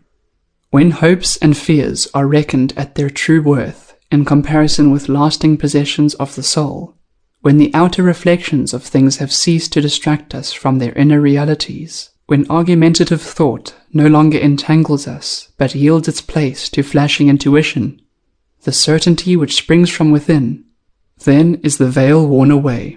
The consciousness is drawn from the psychical to the spiritual, from the temporal to the eternal. Then is the light unveiled. 53.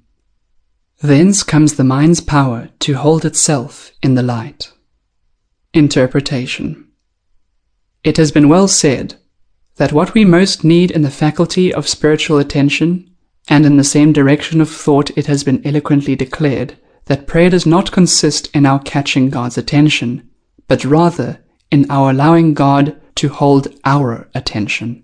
The vital matter is that we need to disentangle our consciousness from the noisy and perturbed thraldom of the psychical, and to come to consciousness as the spiritual man. This we must do, first by purification through the commandments and the rules, and second through the faculty of spiritual attention, by steadily heeding endless fine intimations of the spiritual power within us, and by intending our consciousness thereto, thus by degrees transferring the center of consciousness from the psychical to the spiritual. It is a question, first, of love, and then of attention. 54. The right withdrawal is the disengaging of the powers from entanglement in outer things, as the psychic nature has been withdrawn and stilled. Interpretation. To understand this, let us reverse the process and think of the one consciousness centered in the soul, gradually expanding and taking on the form of the different perceptive powers, the one will, at the same time, differentiating itself into the varied powers of action. Now let us imagine this to be reversed, so that the spiritual force, which has gone into the differentiated powers, is once more gathered together into the inner power of intuition and spiritual will, taking on that unity which is the hallmark of spiritual things, as diversity is the seal of material things. It is all a matter of love for the quality of spiritual consciousness, as against psychical consciousness of love and attention. For where the heart is, there will the treasure be also. Where the consciousness is, there will the vesture with its powers be developed. 55. Thereupon follows perfect mastery over the powers. Interpretation. When the spiritual condition which we have described is reached, with its purity, poise, and illuminated vision, the spiritual man is coming into his inheritance and gaining complete mastery of his powers. Indeed, much of the struggle to keep the commandments and the rules has been paving the way for this mastery. Through this very struggle and sacrifice, the mastery has become possible, just as, to use St. Paul's simile, the athlete gains the mastery in the contest and the race through the sacrifice of his long and arduous training. Thus he gains the crown. End of Book 2. Book 3 of the Yoga Sutras of Patanjali by Patanjali. Translated by Charles Johnston, 1867 to 1931. Introduction to Book 3. The third book of the Sutras is the Book of Spiritual Powers. In considering these spiritual powers, two things must be understood and kept in memory. The first of these is, these spiritual powers can only be gained when the development described in the first and second books has been measurably attained. When the commandments have been kept, the rules faithfully followed, and the experiences which are described have been passed through. For only after this is the spiritual man so far grown, so far disentangled from the psychical bandages and veils which have confined and blinded him, that he can use his proper powers and faculties. For this is the secret of all spiritual powers. They are in no sense an abnormal or supernatural overgrowth upon the material man, but are rather the powers and faculties inherent in the spiritual man, entirely natural to him, and coming naturally into activity, as the spiritual man is disentangled and liberated from psychical bondage through keeping the commandments and rules already set forth. As the personal man is the limitation and inversion of the spiritual man, all his faculties and powers are inversions of the powers of the spiritual man. In a single phrase, his self-seeking, small s, is the inversion of the self-seeking, big S, which is the very being of the spiritual man, the ceaseless search after the divine and august self, big S, of all beings. This inversion is corrected by keeping the commandments and rules, and gradually, as the inversion is overcome, the spiritual man is extricated and comes into possession and free exercise of his powers. The spiritual powers, therefore, are the powers of the grown and liberated spiritual man. They can only be developed and used as the spiritual man grows and attains liberation through obedience. This is the first thing to be kept in mind in all that is said of spiritual powers in the third and fourth books of the Sutras. The second thing to be understood and kept in mind is this. Just as our modern sages have discerned and taught that all matter is ultimately one and eternal, definitely related throughout the whole wide universe, just as they have discerned and taught that all force is one and eternal, so coordinated throughout the whole universe that whatever affects any atom measurably affects the whole boundless realm of matter and force to the most distant star or nebula on the dim confines of space. So the ancients had discerned and taught that all consciousness is one, immortal, indivisible, infinite. So finely correlated and continuous that whatever is perceived by any consciousness is, whether actually or potentially, within the reach of all consciousness, and therefore within the reach of any consciousness. This has been well expressed by saying that all souls are fundamentally one with the Oversoul, that the Son of God and all sons of God are fundamentally one with the Father. When the consciousness is cleared of psychic bonds and veils, when the spiritual man is able to stand, to see, then this superb law comes into effect. Whatever is within the knowledge of any consciousness, and this includes the whole infinite universe, is within his reach, and may, if he wills, be made a part of his consciousness.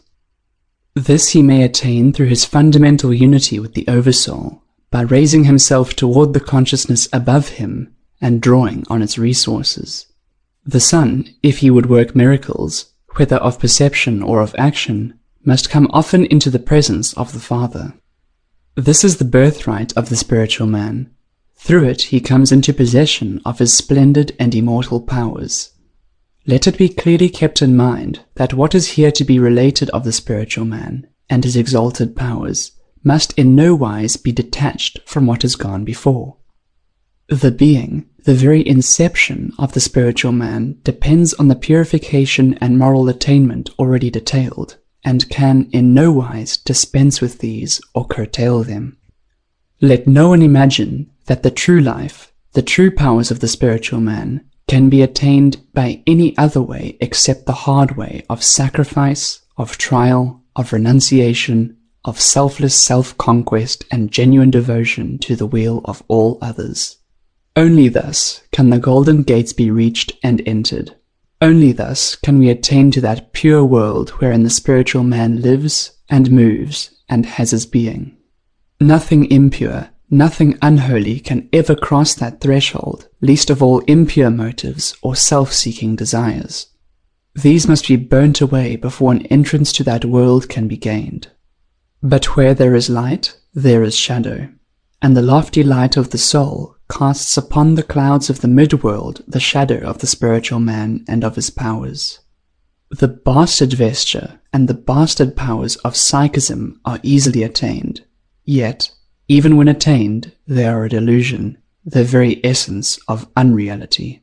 Therefore ponder well the earlier rules, and lay a firm foundation of courage, sacrifice, selflessness, holiness. Book 3. 1. The binding of the perceiving consciousness to a certain region is attention, or dharana. Interpretation. Emerson quotes Sir Isaac Newton as saying that he made his great discoveries by intending his mind on them. That is what is meant here. I read the page of a book while thinking of something else. At the end of the page, I have no idea of what it is about, and read it again, still thinking of something else, with the same result. Then I wake up, so to speak, make an effort of attention, fix my thought on what I am reading, and easily take in its meaning. The act of will, the effort of attention, the intending of the mind on each word and line of the page, just as the eyes are focused on each word and line, is the power here contemplated. It is the power to focus the consciousness on a given spot and hold it there. Attention is the first and indispensable step in all knowledge. Attention to spiritual things is the first step to spiritual knowledge. 2. A prolonged holding of the perceiving consciousness in that region is meditation, or dhyana. Interpretation. This will apply equally to outer and inner things. I may for a moment fix my attention on some visible object, in a single penetrating glance, or I may hold the attention fixedly on it until it reveals far more of its nature than a single glance could perceive. The first is the focusing of the searchlight of consciousness upon the object. The other is the holding of the white beam of light steadily and persistently on the object, until it yields up the secret of its details. So for things within, one may fix the inner glance for a moment on spiritual things, or one may hold the consciousness steadily upon them, until what was in the dark slowly comes forth into the light, and yields up its immortal secret. But this is possible only for the spiritual man, after the commandments and the rules have been kept, for until this is done, the thronging storms of psychical thoughts dissipate and distract the attention so that it will not remain fixed on spiritual things. The cares of this world, the deceitfulness of riches, choke the world of the spiritual message. 3. When the perceiving consciousness in this meditation is wholly given to illuminating the essential meaning of the object contemplated, and is freed from the sense of separateness and personality, this is contemplation, or samadhi. Interpretation. Let us review the steps so far taken. First, the beam of perceiving consciousness is focused on a certain region or subject through the effort of attention. Then, this attending consciousness is held on its object. Third, there is the ardent will to know its meaning, to illumine it with comprehending thought. Fourth, all personal bias, all desire merely to endorse a previous opinion and so prove oneself right, and all desire for personal profit or gratification must be quite put away. There must be a purely disinterested love of truth for its own sake. Thus is the perceiving consciousness made void, as it were, of all personality or sense of separateness. The personal limitation stands aside and lets the all-consciousness come to bear upon the problem. The Oversoul bends its ray upon the object and illumines it with pure light. 4. When these three, attention, meditation, contemplation, are exercised at once, this is perfectly concentrated meditation, or sanyama. Interpretation. When the personal limitation of the perceiving consciousness stands aside, and allows the all-consciousness to come to bear upon the problem, then arises that real knowledge which is called a flash of genius, that real knowledge which makes discoveries, and without which no discovery can be made, however painstaking the effort. For genius is the vision of the spiritual man, and that vision is a question of growth rather than present effort. Though right effort, rightly continued, will in time infallibly lead to growth and vision.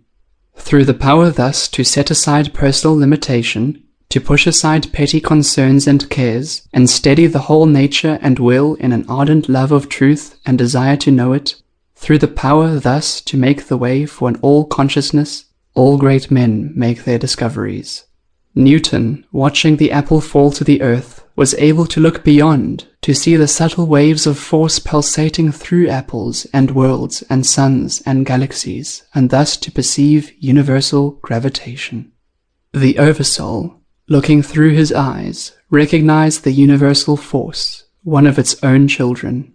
Darwin, watching the forms and motions of plants and animals, let the same august consciousness come to bear on them, and saw infinite growth perfected through ceaseless struggle. He perceived the superb process of evolution, the Oversoul once more recognizing its own. Fraunhofer, noting the dark lines in the band of sunlight in his spectroscope, divined their identity with the bright lines in the spectra of incandescent iron, sodium, and the rest, and so saw the oneness of the substance in the worlds and suns, the unity of the materials of the universe. Once again, the Oversoul, looking with his eyes, recognized its own. So it is with all true knowledge, but the mind must transcend its limitations, its idiosyncrasies. There must be purity, for to the pure in heart is the promise that they shall see God. 5. By mastering this perfectly concentrated meditation, there comes the illumination of perception. Interpretation. The meaning of this is illustrated by what has been said before. When the spiritual man is able to throw aside the trammels of emotional and mental limitation and to open his eyes, he sees clearly, he attains to illuminated perception. A poet once said that occultism is the conscious cultivation of genius, and it is certain that the awakened spiritual man attains to the perceptions of genius. Genius is the vision, the power of the spiritual man, whether its possessor recognizes this or not. All true knowledge is of the spiritual man. The greatest in all ages have recognized this and put their testimony on record. The great in wisdom who have not consciously recognized it have ever been full of the spirit of reverence, of selfless devotion to truth, of humility, as was Darwin, and reverence and humility are the unconscious recognition of the nearness of the Spirit, that divinity which broods over us, a master or a slave. 6. This power is distributed in ascending degrees. Interpretation. It is to be attained step by step. It is a question, not of miracle, but of evolution, of growth. Newton had to master the multiplication table, then the 4 rules of arithmetic, then the rudiments of algebra, before he came to the binomial theorem. At each point there was attention, concentration, insight. Until these were attained, no progress to the next point was possible. So with Darwin. He had to learn the forms and use of leaf and flower, of bone and muscle, the characteristics of genera and species, the distribution of plants and animals, before he had in mind that nexus of knowledge on which the light of his great idea was at last able to shine. So is it with all knowledge. So is it with spiritual knowledge. Take the matter this way. The first subject for the exercise of my spiritual insight is my day, with its circumstances, its hindrances, its opportunities, its duties. I do what I can to solve it, to fulfill its duties, to learn its lessons. I try to live my day with aspiration and faith. That is the first step. By doing this, I gather a harvest for the evening. I gain a deeper insight into life, in virtue of which I begin the next day with a certain advantage, a certain spiritual advance and attainment. So with all successive days. In faith and aspiration, we pass from day to day in gaining knowledge and power, with never more than one day to solve at a time, until all life becomes radiant and transparent. 7. This threefold power of attention, meditation, contemplation is more interior than the means of growth previously described. Interpretation. Very naturally so, because the means of growth previously described were concerned with the extrication of the spiritual man from psychic bondages and veils, while this threefold power is to be exercised by the spiritual man thus extricated and standing on his feet, viewing life with open eyes. 8. But this triad is still exterior to the soul vision, which is unconditioned, free from the seed of mental analysis. Interpretation. The reason is this: the threefold power we have been considering, the triad of attention, contemplation, meditation, is, so far as we have considered it, the focusing of the beam of perceiving consciousness upon some form of manifesting being with a view of understanding it completely. There is a higher stage where the beam of consciousness is turned back upon itself and the individual consciousness enters into and knows the all-consciousness. This is a being in immortality rather than a knowing. It is free from mental analysis or mental forms. It is not an activity of the higher mind, even the mind of the spiritual man. It is an activity of the soul. Had Newton risen to this higher stage, he would have known not the laws of motion, but that high being from whose life comes eternal motion. Had Darwin risen to this, he would have seen the soul, whose graduated thought and being all evolution expresses. There are, therefore, these two perceptions, that of living things and that of the life, that of the soul's works and that of the soul itself. 9. One of the ascending degrees is the development of control. First, there is the overcoming of the mind impress of excitation. Then comes the manifestation of the mind impress of control. Then the perceiving consciousness follows after the moment of control. This is the development of control. Interpretation. The meaning seems to be this: some object enters the field of observation, and at first violently excites the mind, stirring up curiosity, fear, wonder. Then the consciousness returns upon itself, as it were, and takes the perception firmly in hand, steadying itself, and viewing the matter calmly from above. This steadying effort of the will upon the perceiving consciousness is control, and immediately upon it follows perception, understanding, insight. Take a trite example. Supposing one is walking in an Indian forest.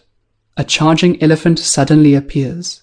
The man is excited by astonishment and, perhaps, terror.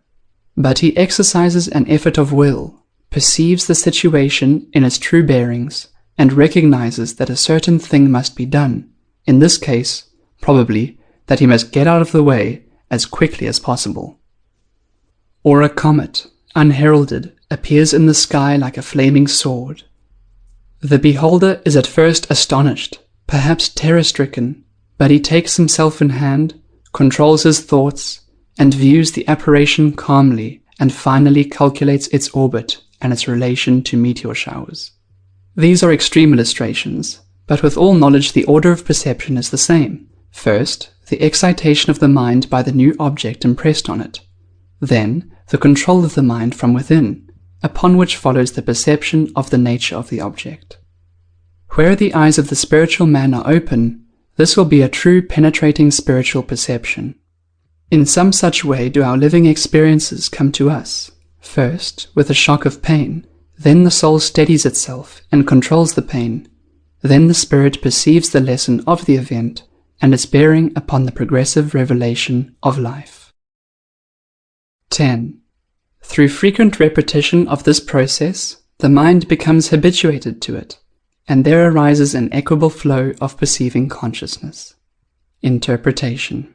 Control of the mind by the soul, like control of the muscles by the mind, comes by practice and constant voluntary repetition.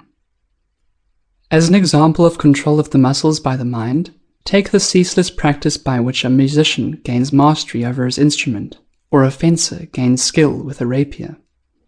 Innumerable small efforts of attention will make a result which seems well nigh miraculous, which, for the novice, is really miraculous.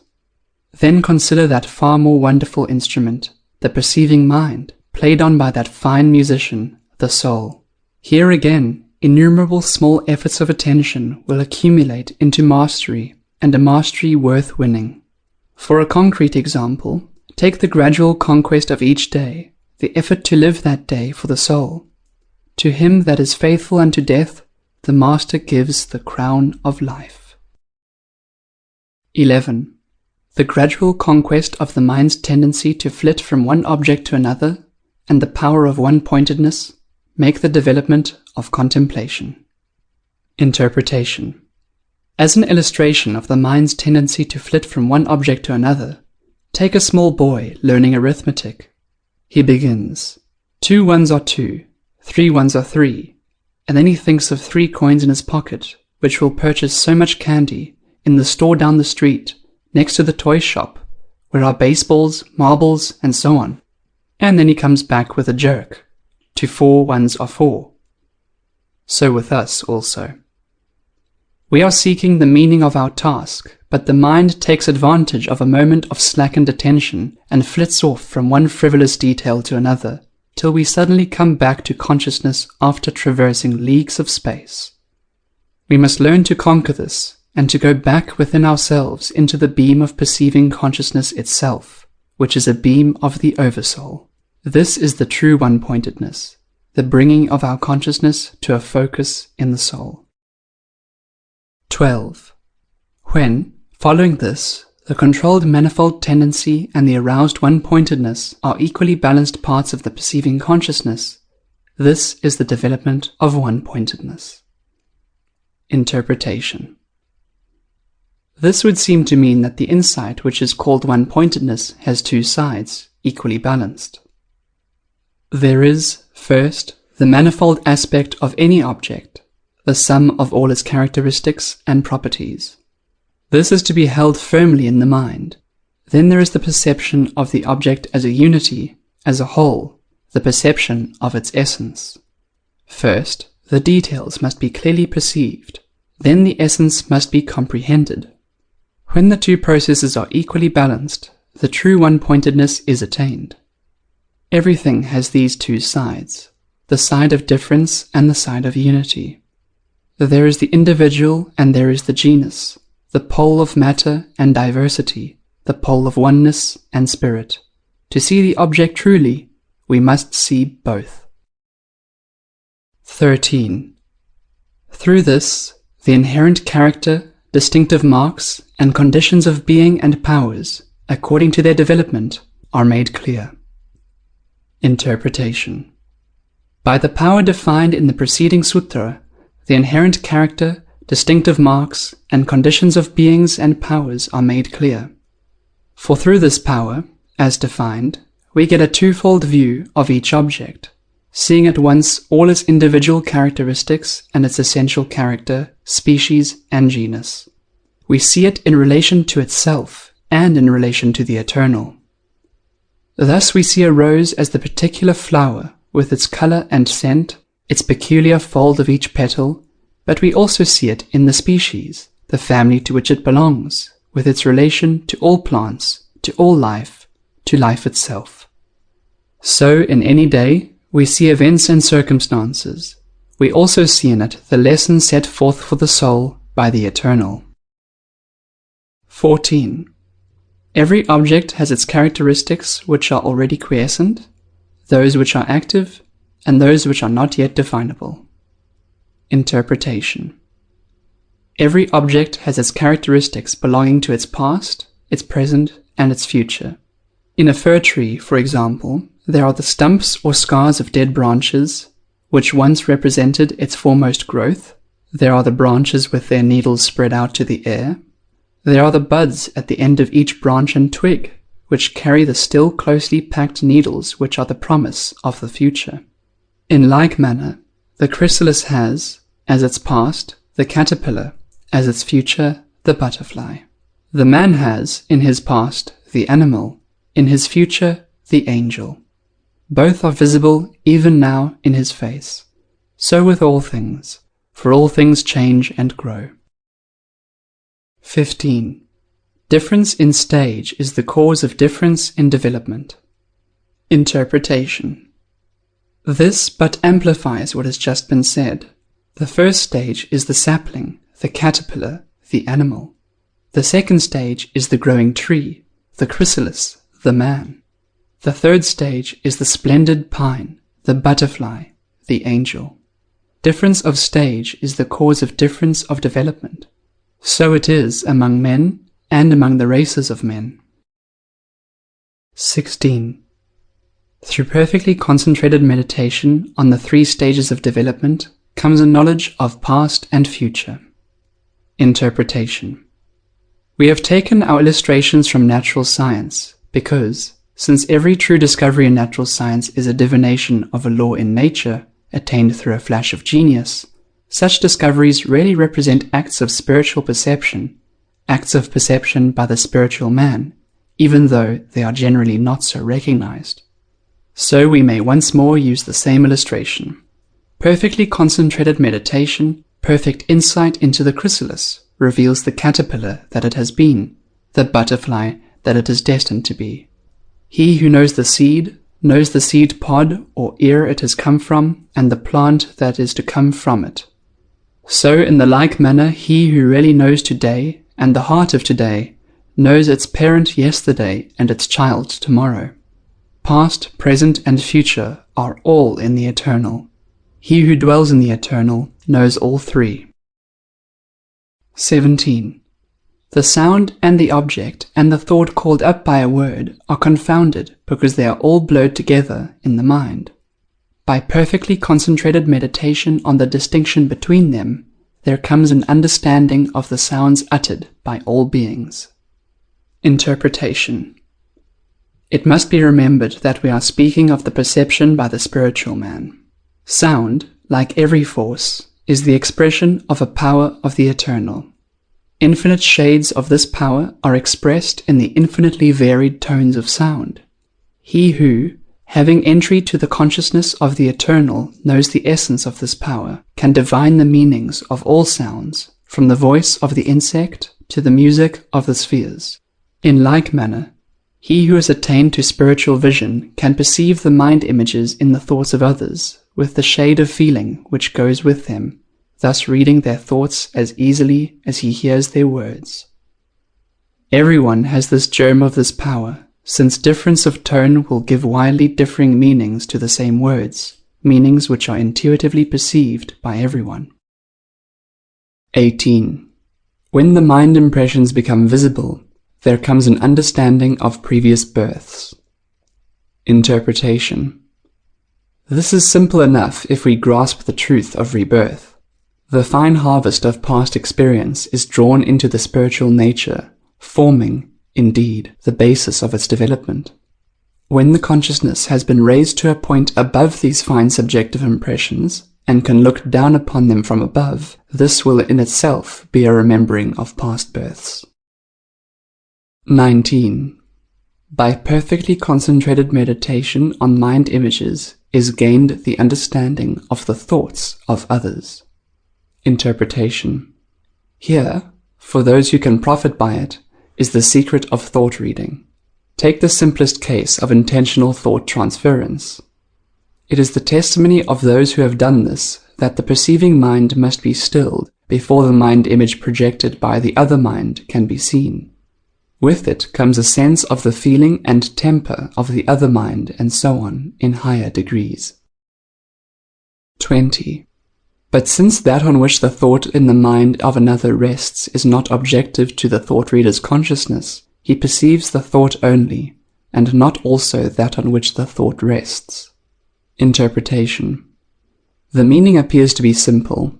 One may be able to perceive the thoughts of someone at a distance. One cannot, by that means alone, also perceive the external surroundings of that person, which arouse these thoughts. 21. By perfectly concentrated meditation on the form of the body, by arresting the body's perceptibility, and by inhibiting the eye's power of sight, there comes the power to make the body invisible. Interpretation. There are many instances of the exercise of this power, by mesmerists, hypnotists, and the like, and we may simply call it an instance of the power of suggestion. Shankara tells us that by this power the popular magicians of the East perform their wonders, working on the mind images of others while remaining invisible themselves. It is all a question of being able to see and control the mind images. 22. The works which fill out the lifespan may be either immediately or gradually operative. By perfectly concentrated meditation on these comes a knowledge of the time of the end, and also through signs. Interpretation. A garment which is wet, says the commentator, may be hung up to dry, and so dry rapidly, or it may be rolled into a ball and dry slowly. So a fire may blaze or smolder. Thus it is with karma, the works that fill out the lifespan. By an insight into the mental forms and forces which make up karma, there comes a knowledge of the rapidity or slowness of their development, and of the time when the debt will be paid. 23. By perfectly concentrated meditation on sympathy, compassion, and kindness is gained the power of interior union with others. Interpretation. Unity is the reality, separateness the illusion. The nearer we come to reality, the nearer we come to unity of heart. Sympathy, compassion, kindness are modes of this unity of heart, whereby we rejoice with those who rejoice, and weep with those who weep. These things are learned by desiring to learn them. 24. By perfectly concentrated meditation on power, even such power as that of the elephant may be gained. Interpretation. This is a pretty image. Elephants possess not only force, but poise and fineness of control. They can lift a straw, a child, a tree, with perfectly judged control and effort. So the simile is a good one. By detachment, by withdrawing into the soul's reservoir of power, we can gain all these, force and fineness and poise, the ability to handle with equal mastery things small and great, concrete and abstract alike. 25. By bending upon them the awakened inner light, there comes a knowledge of things subtle, or concealed, or obscure. Interpretation. As was said at the outset, each consciousness is related to all consciousnesses, and, through it, has a potential consciousness of all things, whether subtle, or concealed, or obscure. An understanding of this great truth will come with practice. As one of the wise has said, we have no conception of the power of meditation. 26. By perfectly concentrated meditation on the sun comes a knowledge of the worlds. Interpretation. This has several meanings. First, by a knowledge of the constitution of the sun, astronomers can understand the kindred nature of the stars. And it is said that there is a finer astronomy, where the spiritual man is the astronomer. But the sun also means the soul, and through knowledge of the soul comes a knowledge of the realms of life. 27. By perfectly concentrated meditation on the moon comes a knowledge of the lunar mansions. Interpretation. Here again are different meanings. The moon is, first, the companion planet, which, each day, passes backward through one mansion of the stars. By watching the moon, the boundaries of the mansion are learned with their succession in the great time dial of the sky. But the moon also symbolizes the analytic mind with its divided realms, and these, too, may be understood through perfectly concentrated meditation. 28. By perfectly concentrated meditation on the fixed pole star comes a knowledge of the motions of the stars. Interpretation. Addressing duty, stern daughter of the voice of God, Wordsworth finally said, "Thou dost preserve the stars from wrong, and the most ancient heavens through thee are fresh and strong," thus suggesting a profound relation between the moral powers and the powers that rule the worlds. So in the sutra, the fixed pole star is the eternal spirit about which all things move, as well as the star toward which points the axis of the earth. Deep mysteries attend both, and the veil of mystery is only to be raised by meditation, by open-eyed vision of the awakened spiritual man. 29. Perfectly concentrated meditation on the center of force in the lower trunk brings an understanding of the order of the bodily powers. Interpretation. We are coming to a vitally important part of the teaching of yoga, namely, the spiritual man's attainment of full self-consciousness, the awakening of the spiritual man as a self-conscious individual, behind and above the natural man. In this awakening, and in the process of gestation which precedes it, there is a close relation with the powers of the natural man, which are, in a certain sense, the projection, outward and downward, of the powers of the spiritual man. This is notably true of the creative power of the spiritual man, which, when embodied in the natural man, becomes the power of generation. Not only is this power the cause of the continuance of the bodily race of mankind, but further, in the individual, it is the key to dominance of the personal life. Rising, as it were, through the life channels of the body, it flushes the personality with physical force and maintains and colors the illusion that the physical life is the dominant and all-important expression of life. In due time, when the spiritual man has begun to take form, the creative force will be drawn off and become operative in building the body of the spiritual man, just as it has been operative in the building of physical bodies through generation in the natural world. Perfectly concentrated meditation on the nature of this force means, first, that rising the consciousness into the spiritual world already described, which gives the one sure foothold for meditation, and then, from that spiritual point of vantage, not only an insight into the creative force in its spiritual and physical aspects, but also a gradual attained control of this wonderful force, which will mean its direction to the body of the spiritual man, and its gradual withdrawal from the body of the natural man, until the overpressure, so general and such a fruitful source of misery in our day, is abated, and purity takes the place of passion. This overpressure, which is the cause of so many evils and so much human shame, is an abnormal, not a natural, condition. It is primarily due to spiritual blindness, to blindness regarding the spiritual man, and ignorance even of his existence. For by this blind ignorance are closed the channels through which, were they open, the creative force could flow into the body of the spiritual man, there building an immortal vesture. There is no cure for blindness, with its consequent overpressure and attendant misery and shame, but spiritual vision, spiritual aspiration, sacrifice, the new birth from above. There is no other way to lighten the burden, to lift the misery and shame from human life. Therefore, let us follow after sacrifice and aspiration. Let us seek the light. In this way only shall we gain that insight into the order of the bodily powers and that mastery of them which this sutra implies.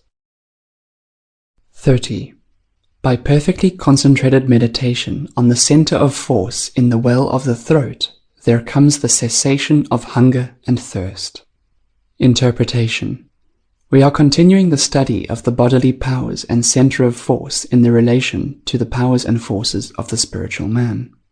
We have already considered the dominant power of physical life, the creative power which secures the continuance of physical life, and, further, the manner in which, through aspiration and sacrifice, it is gradually raised and set to the work of upbuilding the body of the spiritual man. We come now to the dominant psychic force, the power which manifests itself in speech and in virtue of which the voice may carry so much of the personal magnetism, endowing the orator with a tongue of fire, magical in its power to arise and rule the emotions of his hearers. This emotional power, this distinctively psychical force, is the cause of hunger and thirst, the psychical hunger and the thirst for sensations, which is the source of our two-sided life of emotionalism, with its hopes and fears, its expectations and memories, its desires and hates. The source of this psychical power, or perhaps we should say its center of activity in the physical body, is said to be in the cavity of the throat. Thus, in the Taittiriya Upanishad, it is written, "There is this shining ether in the inner being. Therein is the spiritual man, formed through thought, immortal, golden. Inward, in the palate, the organ that hangs down like a nipple, this is the womb of Indra. And there, where the dividing of the hair turns, extending upward to the crown of the head. Indra is the name given to the creative power of which we have spoken, and which, we are told, resides in the organ which hangs down like a nipple, inward, in the palate." 31. By perfectly concentrated meditation on the center of force in the channel called the tortoise formed, comes steadfastness. Interpretation. We are concerned now with the center of nervous or psychical force below the cavity of the throat, in the chest, in which is felt the sensation of fear. The center, the disturbance of which sets the heart beating miserably with dread, or which produces that sense of terror through which the heart is said to stand still. When the truth concerning fear is thoroughly mastered through spiritual insight into the immortal, fearless life, then this force is perfectly controlled. There is no more fear, just as, through the control of the psychic power which works through the nerve center in the throat, there comes a cessation of hunger and thirst. Thereafter, these forces, or their spiritual prototypes, are turned to the building of the spiritual man. Always, it must be remembered, the victory is first a spiritual one, only later does it bring control of the bodily powers. 32. Through perfectly concentrated meditation on the light in the head comes the vision of the masters who have attained. Interpretation. The tradition is that there is a certain center of force in the head, perhaps the pineal gland, which some of our Western philosophers have supposed to be the dwelling of the soul. A center which is, as it were, the doorway between the natural and the spiritual man. It is the seat of that better and wiser consciousness behind the outward-looking consciousness in the forward part of the head. That better and wiser consciousness of the back of the mind, which views spiritual things and seeks to impress the spiritual view on the outward-looking consciousness in the forward part of the head. It is the spiritual man seeking to guide the natural man, seeking to bring the natural man to concern himself with the things of his immortality. This is suggested in the words of the Upanishad already quoted. There, where the dividing of the hair turns, extending upward to the crown of the head, all of which may sound very fantastical until one comes to understand it. It is said that when this power is fully awakened, it brings a vision of the great companions of the spiritual man, those who have already attained, crossing over to the further shore of the sea of death and rebirth. Perhaps it is to this divine sight that the Master alluded, who is reported to have said, "I counsel you to buy of me, I slave, that you may see." It is of this same vision of the great companions, the children of light, that a seer wrote, "Though inland far we be, our souls have sight of that immortal sea, which brought us hither, can in a moment travel thither, and see the children sport upon the shore, and hear the mighty words rolling evermore." 33. Or, through the divining power of intuition, he knows all things. Interpretation. This is really the supplement, the spiritual side of the sutra just translated. Step by step, as the better consciousness, the spiritual view, gains force in the back of the mind, so, in the same measure, the spiritual man is gaining the power to see, learning to open the spiritual eyes. When the eyes are fully opened, the spiritual man beholds the great companions standing about him. He has begun to know all things.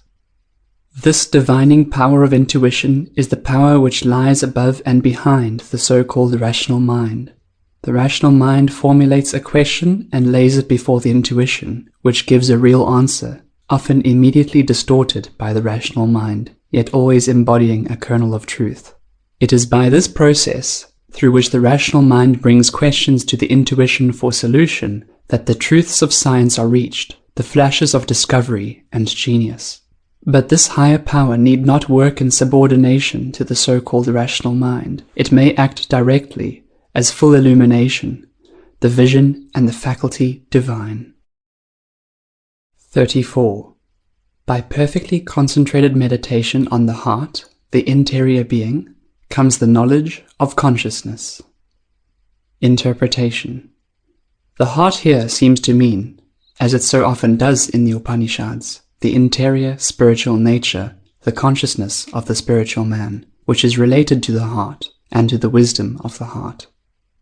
By steadily seeking after and finding the consciousness of the spiritual man, by coming to consciousness as the spiritual man, a perfect knowledge of consciousness will be attained.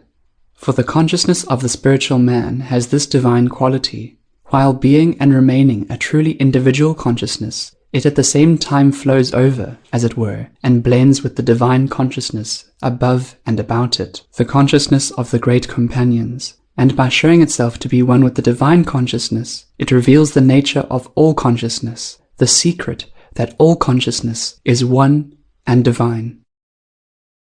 35. The personal self seeks to feast on life through a failure to perceive the distinction between the personal self and the spiritual man. All personal experience really exists for the sake of another, namely, the spiritual man. By perfectly concentrated meditation on experience for the sake of the self comes a knowledge of the spiritual man. Interpretation. The divine ray of the higher self, which is eternal, impersonal, and abstract, descends into life and forms a personality which, through the stress and storm of life, is hammered into a definite and concrete self-conscious individuality. The problem is to blend these two powers, taking the eternal and spiritual being of the first and blending it with, transferring into it, the self-conscious individuality of the second, and thus bringing to life a third being, the spiritual man, who is heir to the immortality of his father, the higher self, and yet has the self-conscious, concrete individuality of his other parent, the personal self. This is the true Immaculate Conception, the new birth from above, conceived of the Holy Spirit. Of this new birth it is said, that which is born of the Spirit is spirit. Ye must be born again. Rightly understood, therefore, the whole life of the personal man is for another, not for himself. He exists only to render his very life and all his experience for the building up of the spiritual man. Only through failure to see this does he seek enjoyment for himself, seek to secure the feasts of life for himself, not understanding that he must live for the other, live sacrificially, offering both feasts and his very being on the altar, giving himself as a contribution for the building of the spiritual man.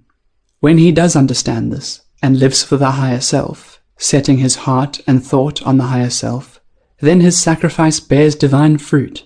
The spiritual man is built up, consciousness awakes in him, and he comes fully into being as a divine and immortal individuality. 36. Thereupon are born the divine power of intuition, and the hearing, the touch, the vision, the taste, and the power of smell of the spiritual man. Interpretation. When, in virtue of the perpetual sacrifice of the personal man, daily and hourly giving his life for his divine brother and spiritual man, and through the radiance ever pouring down from the higher self, eternal in the heavens, the spiritual man comes to birth. There awake in him those powers whose physical counterparts we know in the personal man. The spiritual man begins to see, to hear, to touch, to taste, and, besides the senses of the spiritual man, there awakes his mind, that divine counterpart of the mind of the physical man, the power of direct and immediate knowledge, the power of spiritual intuition, of divination. This power, as we have seen, owes its virtue to the unity, the continuity of consciousness, whereby whatever is known to any consciousness is knowable by any other consciousness. Thus the consciousness of the spiritual man, who lives above our narrow barriers of separateness, is in intimate touch with the consciousness of the great companions, and can draw on their vast reservoir for all real needs. Thus arises within the spiritual man that certain knowledge which is called intuition, divination, illumination. 37. These powers stand in contradistinction to the highest spiritual vision. In manifestation, they are called magical powers. Interpretation. The divine man is destined to supersede the spiritual man, as the spiritual man supersedes the natural man. Then the disciple becomes a master. The opened powers of the spiritual man, spiritual vision, hearing, and touch, stand therefore in contradistinction to the higher divine power above them, and must in no wise be regarded as the end of the way, for the path has no end, but rises ever to higher and higher glories. The soul's growth and splendor have no limit, so that, if the spiritual powers we have been considering are regarded as in any sense final, they are a hindrance, a barrier to the far higher powers of the divine man. But viewed from below, from the standpoint of normal physical experience, they are powers truly magical, as the powers natural to a four-dimensional being will appear magical to a three-dimensional being. 38.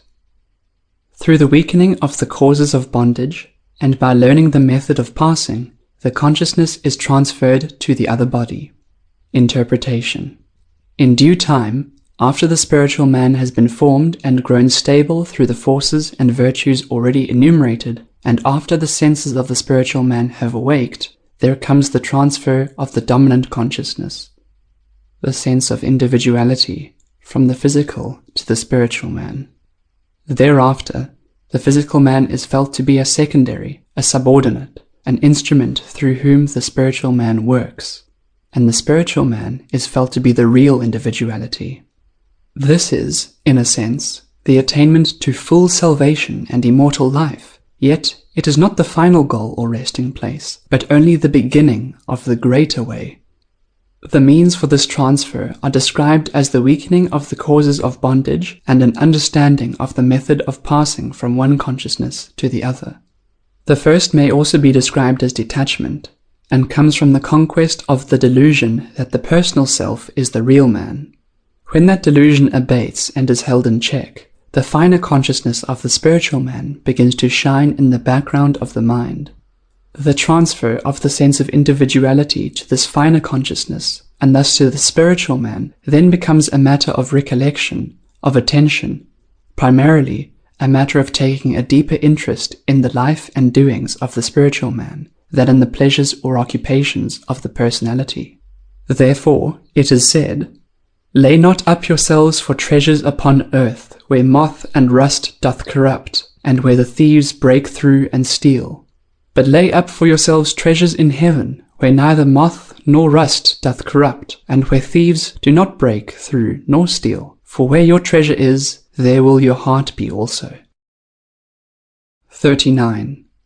Through mastery of the upward life comes freedom from the dangers of water, morass, and thorny places, and the power of ascension is gained. Interpretation. Here is one of the sentences so characteristic of this author, and, indeed, of the Eastern spirit, in which there is an obvious exterior meaning, and, within this, a clear interior meaning, not quite so obvious, but far more vital.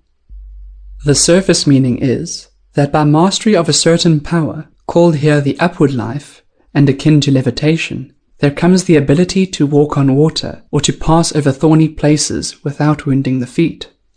But there is a deeper meaning. When we speak of the disciple's path as a path of thorns, we use a symbol, and the same symbol is used here. The upward life means something more than the power, often manifested in abnormal psychical experiences of levitating the physical body or nearby physical objects. It means the strong power of aspiration, of upward will, which first builds and then awakes the spiritual man, and finally transfers the conscious individuality to him. For it is he who passes safely over the waters of death and rebirth, and is not pierced by the thorns in the path. Therefore it is said that he who would tread the path of power must look for a home in the air, and afterwards in the ether. Of the upward life, this is written in the Katha Upanishad. 101 are the heart's channels. Of these one passes to the crown. Going up this, he comes to the immortal. This is the power of ascension spoken of in the sutra. 40. By mastery of the binding life comes radiance. Interpretation. In the Upanishads, it is said that this binding life unites the upward life to the downward life, and these lives have their analogies in the vital breaths in the body. The thought in the text seems to be that when the personality is brought thoroughly under control of the spiritual man through the life currents which bind them together, the personality is endowed with a new life force, a strong personal magnetism, one might call it, such as is often an appendage of a genius. But the text seems to mean more than this, and to have in view the vesture of the color of the sun attributed by the Upanishads to the spiritual man. That vesture with the disciple has thus described, "The Lord shall change our vile body, and it may be fashioned like unto his glorious body." Perhaps body of radiance would better translate the Greek. In both these passages, the teaching seems to be that the body of the full-grown spiritual man is radiant or luminous, for those at least who have anointed their eyes with eye salve so that they may see. 41. From perfectly concentrated meditation on the correlation of hearing and the ether comes the power of spiritual hearing. Interpretation. Physical sound, we are told, is carried by the air, or by water, iron, or some medium on the same plane of substance. But there is a finer hearing, whose medium of transmission would seem to be the ether, perhaps not that ether which carries light, heat, and magnetic waves, but it must be the far finer ether through which the power of gravity works. For, while light or heat or magnetic waves, traveling from the sun to the earth, take 8 minutes for the journey, it is mathematically certain that the pull of gravitation does not take as much as 8 seconds, or even the eighth of a second. The pull of gravitation travels, it would seem, as quick as thought, so that it may well be that, in thought transference or telepathy, the thoughts travel by the same way, carried by the same thought-swift medium. The transfer of a word by telepathy is the simplest and earliest form of the divine hearing of the spiritual man. As that power grows, and as, through perfectly concentrated meditation, the spiritual man comes into more complete mastery of it, he grows to be able to hear and clearly distinguish the speech of the great companions who counsel and comfort him on his way. They may speak to him either in wordless thoughts or in perfect, definite words and sentences. 42. By perfectly concentrated meditation on the correlation of the body with the ether, and by thinking of it as light as thistledown, will come the power to traverse the ether. Interpretation. It has been said that he who would tread in the path of power must look for a home in the air, and afterwards in the ether. This would seem to mean, besides the constant injunction to detachment, that he must be prepared to inhabit first a psychic and then an etheric body. The former being the body of dreams, the latter the body of the spiritual man when he wakes up on the other side of dreamland. The gradual accustoming of the consciousness to its new etheric vesture, its gradual acclimatization, so to speak, in the etheric body of the spiritual man, is what our text seems to contemplate. 43. When that condition of consciousness is reached, which is far-reaching and not confined to the body, which is outside the body and not conditioned by it, then the veil which conceals the light is worn away. Interpretation. Perhaps the best comment on this is afforded by the words of Paul. I knew a man in Christ above 14 years ago. Whether in the body, I cannot tell, or whether out of the body, I cannot tell. God knoweth. Such a one caught up to the third heaven, and I knew such a man, whether in the body, or out of the body, I cannot tell. God knoweth. How that he was caught up into paradise, and heard unspeakable, or unspoken, words, which it is not lawful for a man to utter. 44. Mastery of the elements comes from perfectly concentrated meditation on their 5 forms: the gross, the elemental, the subtle, the inherent, the purposive. Interpretation. These 5 forms are analogous to those recognized by modern physics: solid, liquid, gaseous, radiant, and ionic. When the piercing vision of the awakened spiritual man is directed to the forms of matter, from within, as it were, from behind the scenes, then perfect mastery over the beggarly elements is attained. This is, perhaps, equivalent to the injunction, "Inquire of the earth, the air, and the water, of the secrets they hold for you. The development of your inner senses will enable you to do this." 45. Thereupon will come the manifestation of the atomic and other powers, which are the endowment of the body, together with its unassailable force. Interpretation.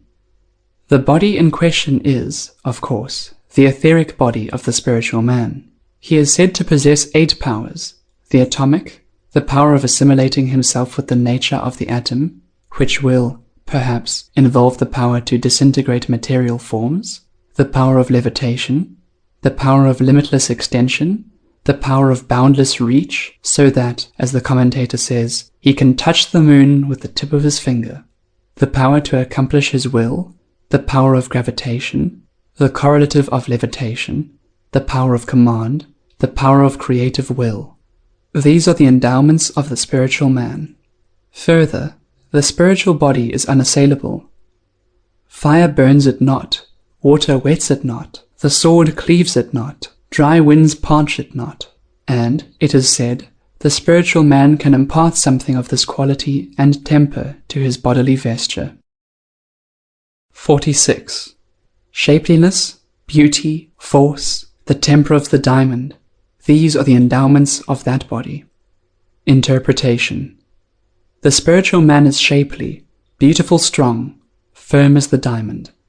Therefore it is written, "These things saith the Son of God, who hath his eyes like unto a flame of fire, and his feet are like fine brass. He that overcometh and keepeth my works unto the end, to him I will give power over the nations, and he shall rule them with a rod of iron, and I will give him the morning star." 47. Mastery over the powers of perception and action comes through perfectly concentrated meditation on their 5-fold forms, namely, their power to grasp their distinctive nature, the element of self-conscious in them, their inherence, and their purposiveness. Interpretation. Take, for example, sight. This possesses, first, the power to grasp, apprehend, perceive. Second, it has its distinctive form of perception, that is, visual perception. Third, it always carries with its operations self-consciousness, the thought, "I perceive." Fourth, sight has the power of extension through the whole field of vision, even to the utmost star. Fifth, it is used for the purposes of the seer. So with the other senses. Perfectly concentrated meditation on each sense, a viewing it from behind and within, as is possible for the spiritual man, brings a mastery of the scope and true character of each sense, and of the world on which they report collectively. 48. Thence comes the power swift as thought, independent of instruments, and the mastery over matter. Interpretation. We are further enumerating the endowments of the spiritual man. Among these is the power to traverse space with the swiftness of thought, so that whatever place the spiritual man thinks of, to that he goes, in that place he already is. Thought has now become his means of locomotion. He is, therefore, independent of instruments, and can bring his force to bear directly wherever he wills. 49. When the spiritual man is perfectly disentangled from the psychic body, he attains to mastery over all things and to a knowledge of all. Interpretation. The spiritual man is enmeshed in the web of the emotions, desire, fear, ambition, passion, and impeded by the mental forms of separateness and materialism. When these meshes are sundered, these obstacles completely overcome, then the spiritual man stands forth in his own wide world, strong, mighty, wise. He uses divine powers, with a divine scope and energy, working together with divine companions. To such a one it is said, "Thou art now a disciple, able to stand, able to hear, able to see, able to speak. Thou hast conquered desire and attained to self-knowledge. Thou hast seen thy soul in its bloom and recognized it, and heard the voice of silence." 50. By absence of all self-indulgence at this point, when the seeds of bondage to sorrow are destroyed, pure spiritual being is attained. Interpretation. The seeking of indulgence for the personal self, whether through passion or ambition, sows the seed of future sorrow. For this self-indulgence of the personality is a double sin against the real, a sin against the cleanness of life, and a sin against the universal being, which permits no exclusive particular good, since, in the real, all spiritual possessions are held in common. This twofold sin brings its reacting punishment, its confining bondage to sorrow, but ceasing from self-indulgence brings purity, liberation, spiritual life. 51. There should be complete overcoming of allurement or pride in the invitations of the different realms of life, lest attachment to things evil arise once more. Interpretation. The commentator tells us that disciples, seekers for union, are of 4 degrees. First, those who are entering the path. Second, those who are in the realm of allurements. Third, those who have won the victory over matter and the senses. Fourth, those who stand firm in pure spiritual life. To the second, especially, the caution in the text is addressed. More modern teachers would express the same truth by a warning against the delusions and fascinations of the psychic realm, which open around the disciple as he breaks through into the unseen worlds. These are the dangers of the anteroom. Safety lies in passing on swiftly into the inner chamber. Him that overcometh will I make a pillar in the temple of my God, and he shall go no more out. 52. From perfectly concentrated meditation on the divisions of time and their succession comes the wisdom which is born of discernment. Interpretation. The Upanishads say of the liberated that he has passed beyond the triad of time. He no longer sees life as projected into past, present, and future, since these are forms of the mind, but beholds all things spread out in the quiet light of the eternal. This would seem to be the same thought, and to point to that clear-eyed spiritual perception which is above time, that wisdom born of the unveiling of time's delusion. Then shall the disciple live neither in the present nor in the future, but in the eternal. 53. Hence comes discernment between things which are of like nature, not distinguished by difference of kind, character, or position. Interpretation.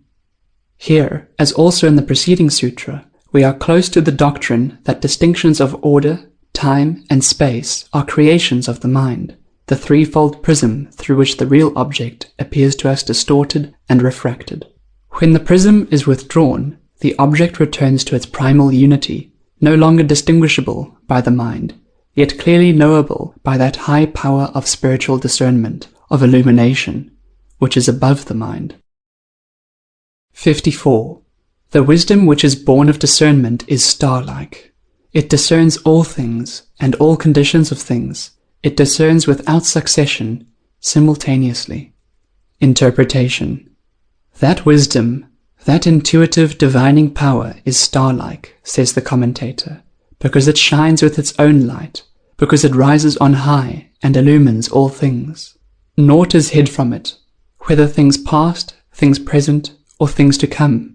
For it is beyond the threefold form of time, so that all things are spread before it together in the single light of the divine.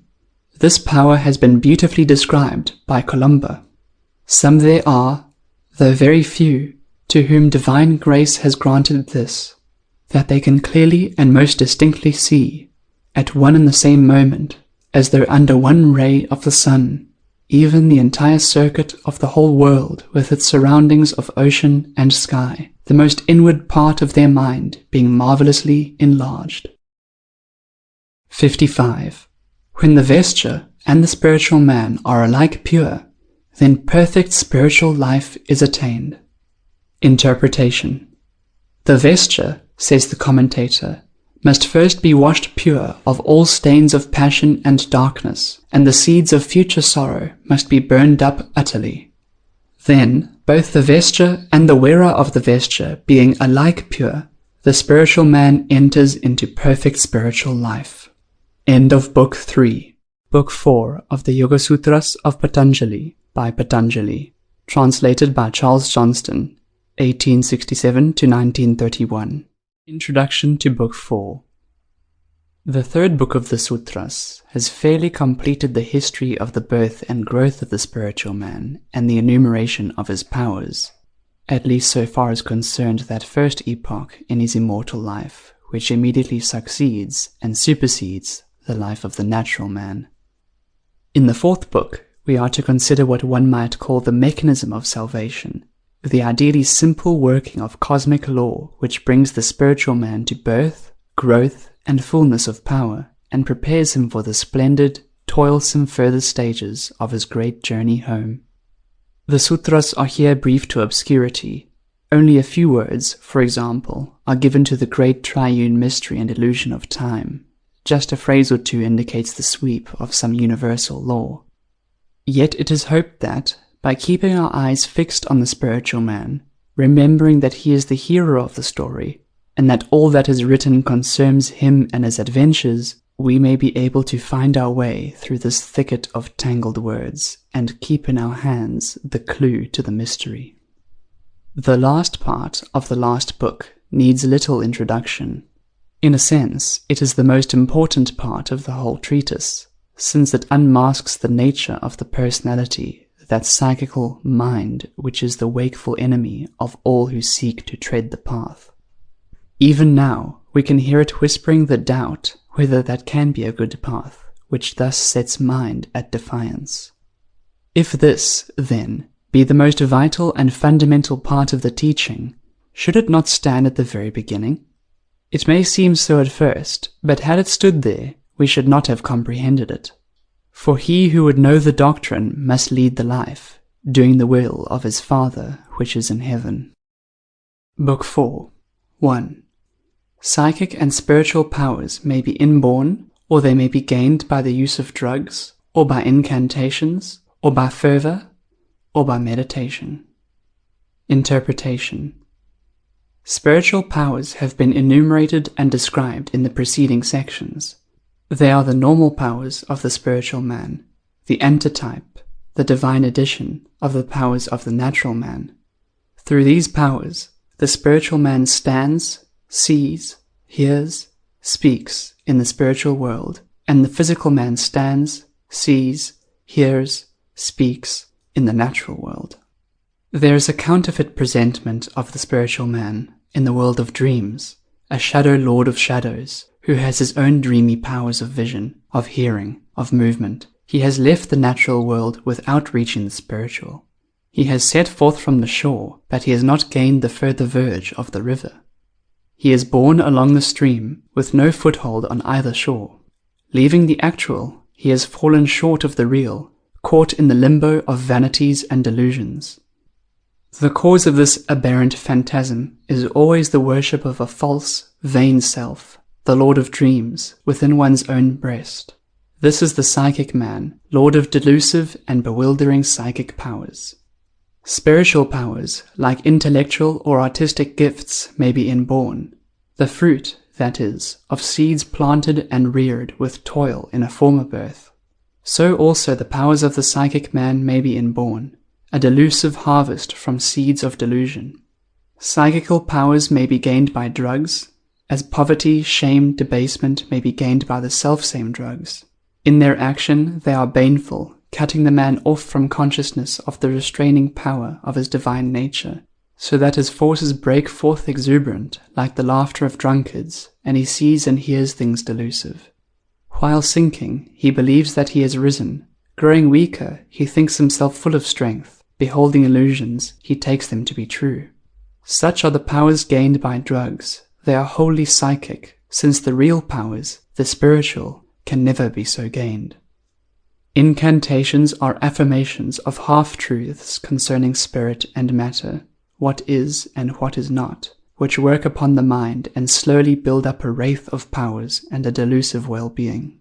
These, too, are of the psychic realm of dreams. Lastly, they are the true powers of the spiritual man, built up and realized in meditation, through reverent obedience to spiritual law, to the pure conditions of being, in the divine realm. 2. The transfer of powers from one vesture to another comes through the flow of the natural creative forces. Interpretation. Here, if we can perceive it, is the whole secret of spiritual birth, growth, and life. Spiritual being, like all being, is but an expression of the self, of the inherent power and being of Atma. Inherent in the self are consciousness and will, which have, as their lordly heritage, the wise sweep of the universe through eternity, for the self is one with the eternal. And the consciousness of the self may make itself manifest as seeing, hearing, tasting, feeling, or whatsoever perceptive power there may be. Just as the white sunlight may divide into many colored rays, so may the will of the self manifest itself in the uttering of words, or in handling, or in moving, and whatever powers of action there are throughout the 7 worlds. Where the self is, there will its powers be. It is but a question of the vesture through which these powers shall shine forth. And wherever the consciousness and desire of the ever-creative self are fixed, there will a vesture be built up. Where the heart is, there will the treasure be also. Since through the ages the desire of the self has been toward the natural world, wherein the self sought to mirror himself that he might know himself, therefore a vesture of natural elements came into being, through which blossomed forth the self's powers of perceiving and of will, the power to see, to hear, to speak, to walk, to handle. And when the self, thus come to self-consciousness, and, with it, to a knowledge of his imprisonment, shall set his desire on the divine and real world, and raise his consciousness thereto, the spiritual vesture shall be built up for him there, with its expression of his inherent powers.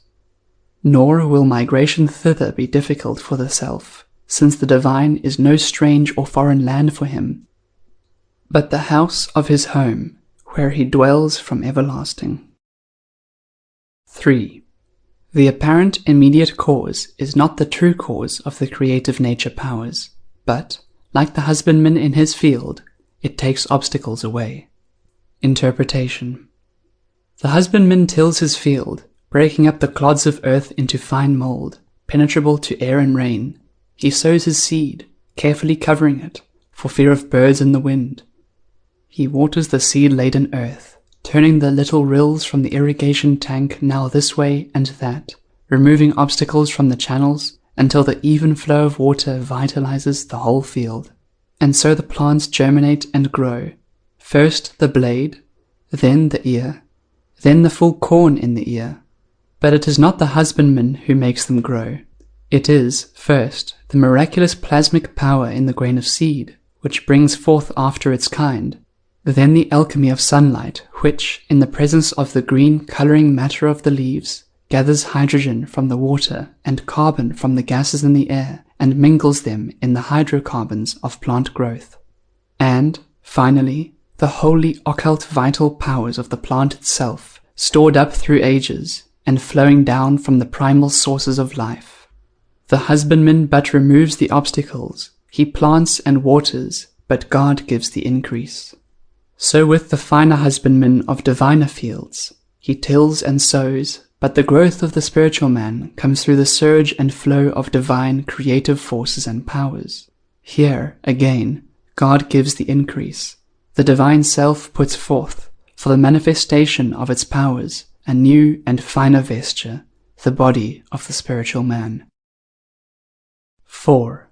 Vestures of consciousness are built up in conformity with the position of the feeling selfhood. Interpretation. The self, says a great teacher, in turn attaches itself to 3 vestures. First, to the physical body, then to the finer body, and thirdly, to the causal body. Finally, it stands forth radiant, luminous, joyous, as the self. When the self attributes itself to the physical body, there arise the states of bodily consciousness, built up about the physical self. When the self, breaking through this first illusion, begins to see and feel in the finer body, to find selfhood there, then the states of consciousness of the finer body come into being, or, to speak exactly, the finer body and its states of consciousness arise and grow together. But the self must not dwell permanently there. It must learn to find itself in the causal body, to build up the wide and luminous fields of consciousness that belong to that. Nor must it dwell forever there, for there remains the fourth state, the divine, with its own splendor and everlastingness. It is all a question of the states of consciousness, all a question of raising the sense of selfhood until it dwells forever in the eternal. 5. In the different fields of manifestation, the consciousness, though one, is the effective cause of many states of consciousness. Interpretation. Here is the splendid teaching of oneness that lies at the heart of Eastern wisdom. Consciousness is ultimately one, everywhere and forever. The Eternal, the Father, is the one self of all beings. And so, in each individual who is but a facet of that self, consciousness is one. Whether it breaks through as the dull fire of physical life, or the murky flame of the psychic and passional, or the radiance of the spiritual man, or the full glory of the divine, it is ever the light, naught but the light.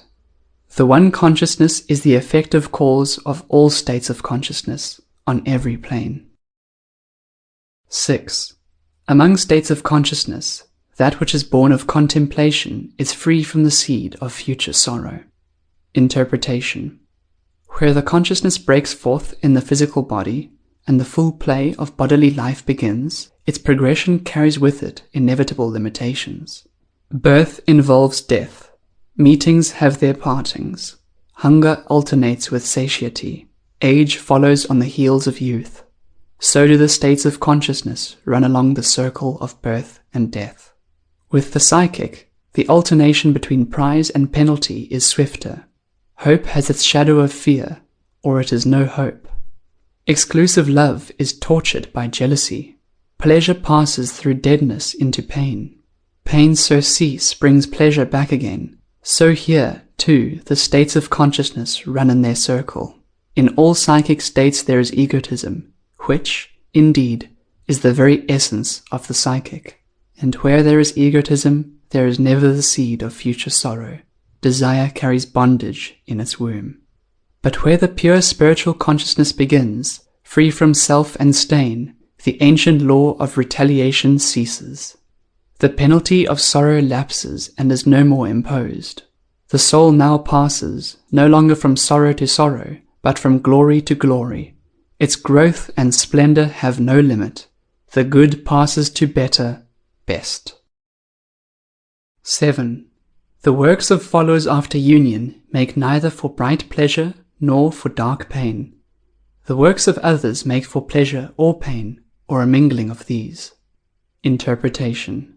The man of desire wins from his works the reward of pleasure, or incurs the penalty of pain, or, as so often happens in life, his guerdon, like the passionate mood of the lover, is part pleasure and part pain. Works done with self-seeking bear within them the seeds of future sorrow. Conversely, according to the proverb, present pain is future gain. But, for him who has gone beyond desire, whose desire is set on the eternal, neither pain to be avoided nor pleasure to be gained inspires his work. He fears no hell and desires no heaven. His one desire is to know the will of the Father and finish his work.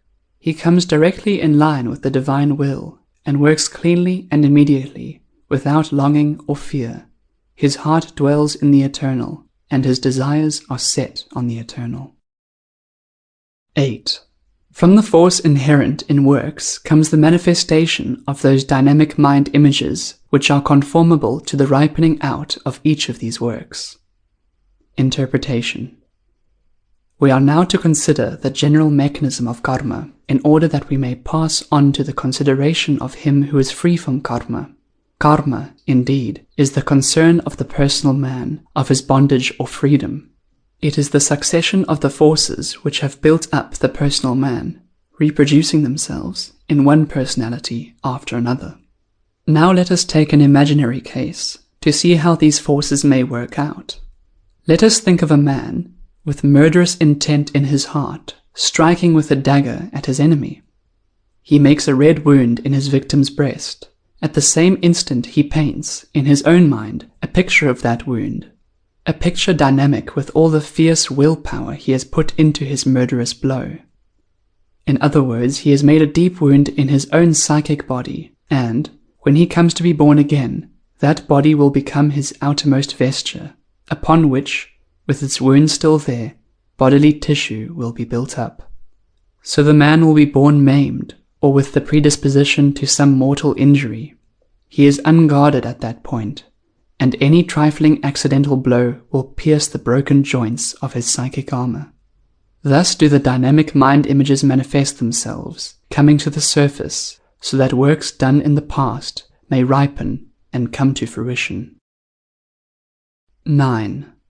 Works separated by different nature, or place, or time, are brought together by the correspondence between memory and dynamic impression. Interpretation. Just as, in the ripening out of mind images into bodily conditions, the effect is brought about by the ray of creative force sent down by the self, somewhat as the light of the magic lantern projects the details of a picture on the screen, revealing the hidden and making secret things palpable and visible, so does this divine ray exercise a selective power on the dynamic mind images, bringing together into one day of life the seeds gathered from many days. The memory constantly exemplifies this power. A passage of poetry will call up in the mind like passages of many poets, read at different times.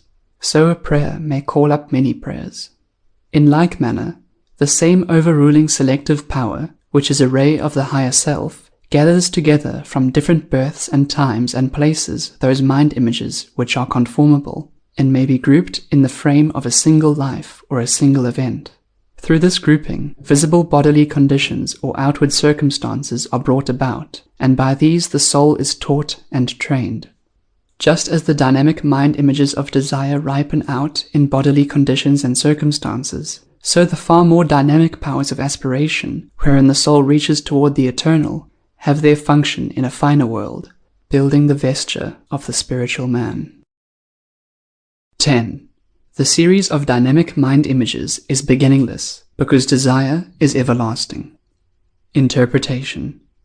The whole series of dynamic mind images, which make up the entire history of the personal man, is a part of the mechanism which the self employs to mirror itself in a reflection, to embody its powers in an outward form, to the end of self-expression, self-realization, self-knowledge. Therefore, the initial impulse behind these dynamic mind images comes from the self and is the descending ray of the self, so that it cannot be said that there is any first member of the series of images from which the rest arose. The impulse is beginningless, since it comes from the self, which is from everlasting. Desire is not to cease, it is to turn to the eternal, and so become aspiration. 11. Since the dynamic mind images are held together by impulses of desire, by the wish for personal reward, by the substratum of mental habit, by the support of outer things desired, therefore, when these cease, the self-reproduction of dynamic mind images ceases. Interpretation. We are still concerned with the personal life in its bodily vesture, and with the process whereby the forces which have upheld it are gradually transferred to the life of the spiritual man, and build up for him his finer vesture in a finer world. How is the current to be changed? How is the flow of self-reproductive mind images, which have built the conditions of life after life in this world of bondage, to be checked, that the time of imprisonment may come to an end, the day of liberation dawn? The answer is given in the sutra just translated. The driving force is withdrawn and directed to the upbuilding of the spiritual body. When the building impulses and forces are withdrawn, the tendency to manifest a new psychical body, a new body of bondage, ceases with them. 12. The difference between that which is past and that which is not yet come, according to their natures, depends on the difference of phase of their properties. Interpretation. Here we come to a high and difficult matter, which has always been held to be of great moment in the Eastern wisdom. The thought that the division of time into past, present, and future is, in great measure, an illusion. That past, present, future, all dwell together in the eternal now. The discernment of this truth has been held to be so necessarily a part of wisdom that one of the names of the enlightened is he who has passed beyond the three times, past, present, future. So the Western Master said, "Before Abraham was, I am." And again, "I am with you always, until the end of the world," using the eternal present for past and future alike. With the same purpose, the Master speaks of himself as the Alpha and the Omega, the beginning and the end, the first and the last. And a Master of our own days writes, "I feel even irritated at having to use these three clumsy words, past, present, and future. Miserable concepts of the objective phases of the subjective whole. They are about as ill adapted for their purpose as an axe for fine carving." In the eternal now, both past and future are consummated. Björklund, the Swedish philosopher, has well stated the same truth. Neither past nor future can exist to God. He lives undividedly, without limitations, and needs not, as man, to plot out his existence in a series of moments. Eternity, then, is not identical with unending time. It is a different form of existence, related to time as the perfect to the imperfect. Man as an entity for himself must have the natural limitations for the part. Conceived by God, man is eternal in the divine sense, but conceived by himself, man's eternal life is clothed in the limitations we call time. The eternal is a constant present without beginning or end, without past or future. 13. These properties, whether manifest or latent, are of the nature of the three potencies. Interpretation. The three potencies are the three manifested modifications of the one primal material, which stands opposite to perceiving consciousness. These three potencies are called substance, force, darkness, or viewed rather from their moral coloring, goodness, passion, inertness. Every material manifestation is a projection of substance into the empty space of darkness. Every mental state is either good or passional or inert. So, whether subjective or objective, latent or manifest, all things that present themselves to the perceiving consciousness are compounded of these three. This is a fundamental doctrine of the Sankhya system. 14. The external manifestation of an object takes place when the transformations are in the same phase. Interpretation.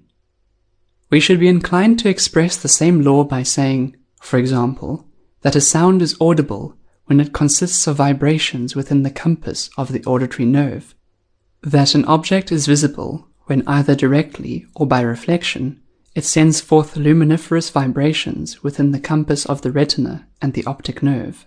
Vibrations below or above that compass make no impression at all, and the object remains invisible, as, for example, a kettle of boiling water in a dark room, though the kettle is sending forth heat vibrations closely akin to light.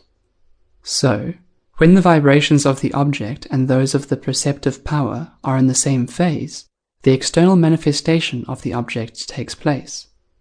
There seems to be a further suggestion that the appearance of an object in the present, or its remaining hid in the past or future, is likewise a question of phase, and, just as the range of vibrations perceived might be increased by the development of finer senses, so the perception of things past and things to come may be easy from a higher point of view.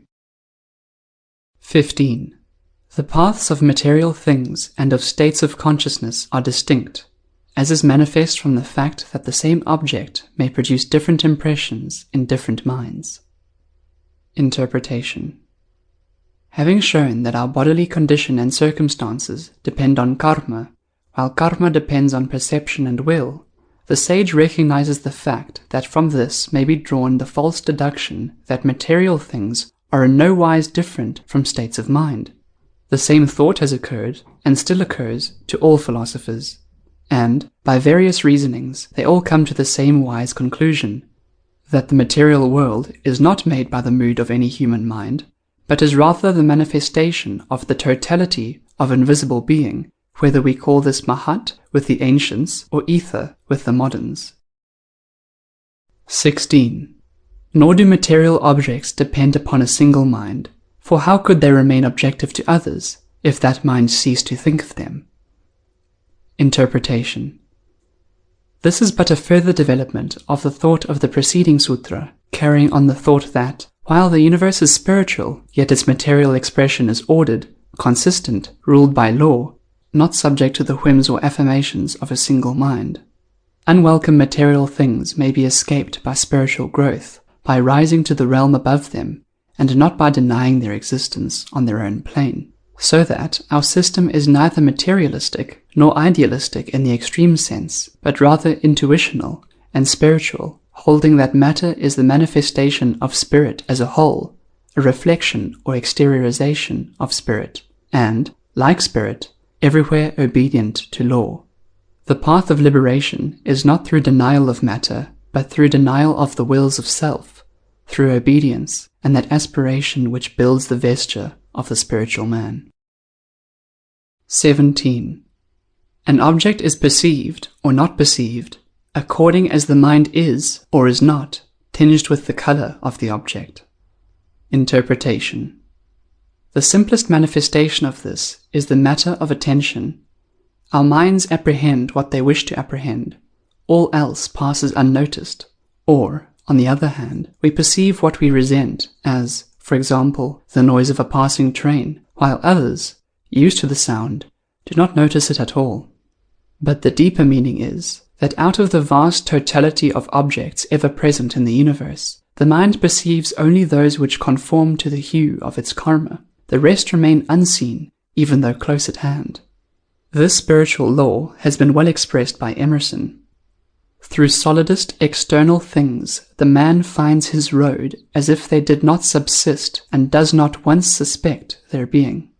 As soon as he needs a new object, suddenly he beholds it, and no longer attempts to pass through it, but takes another way.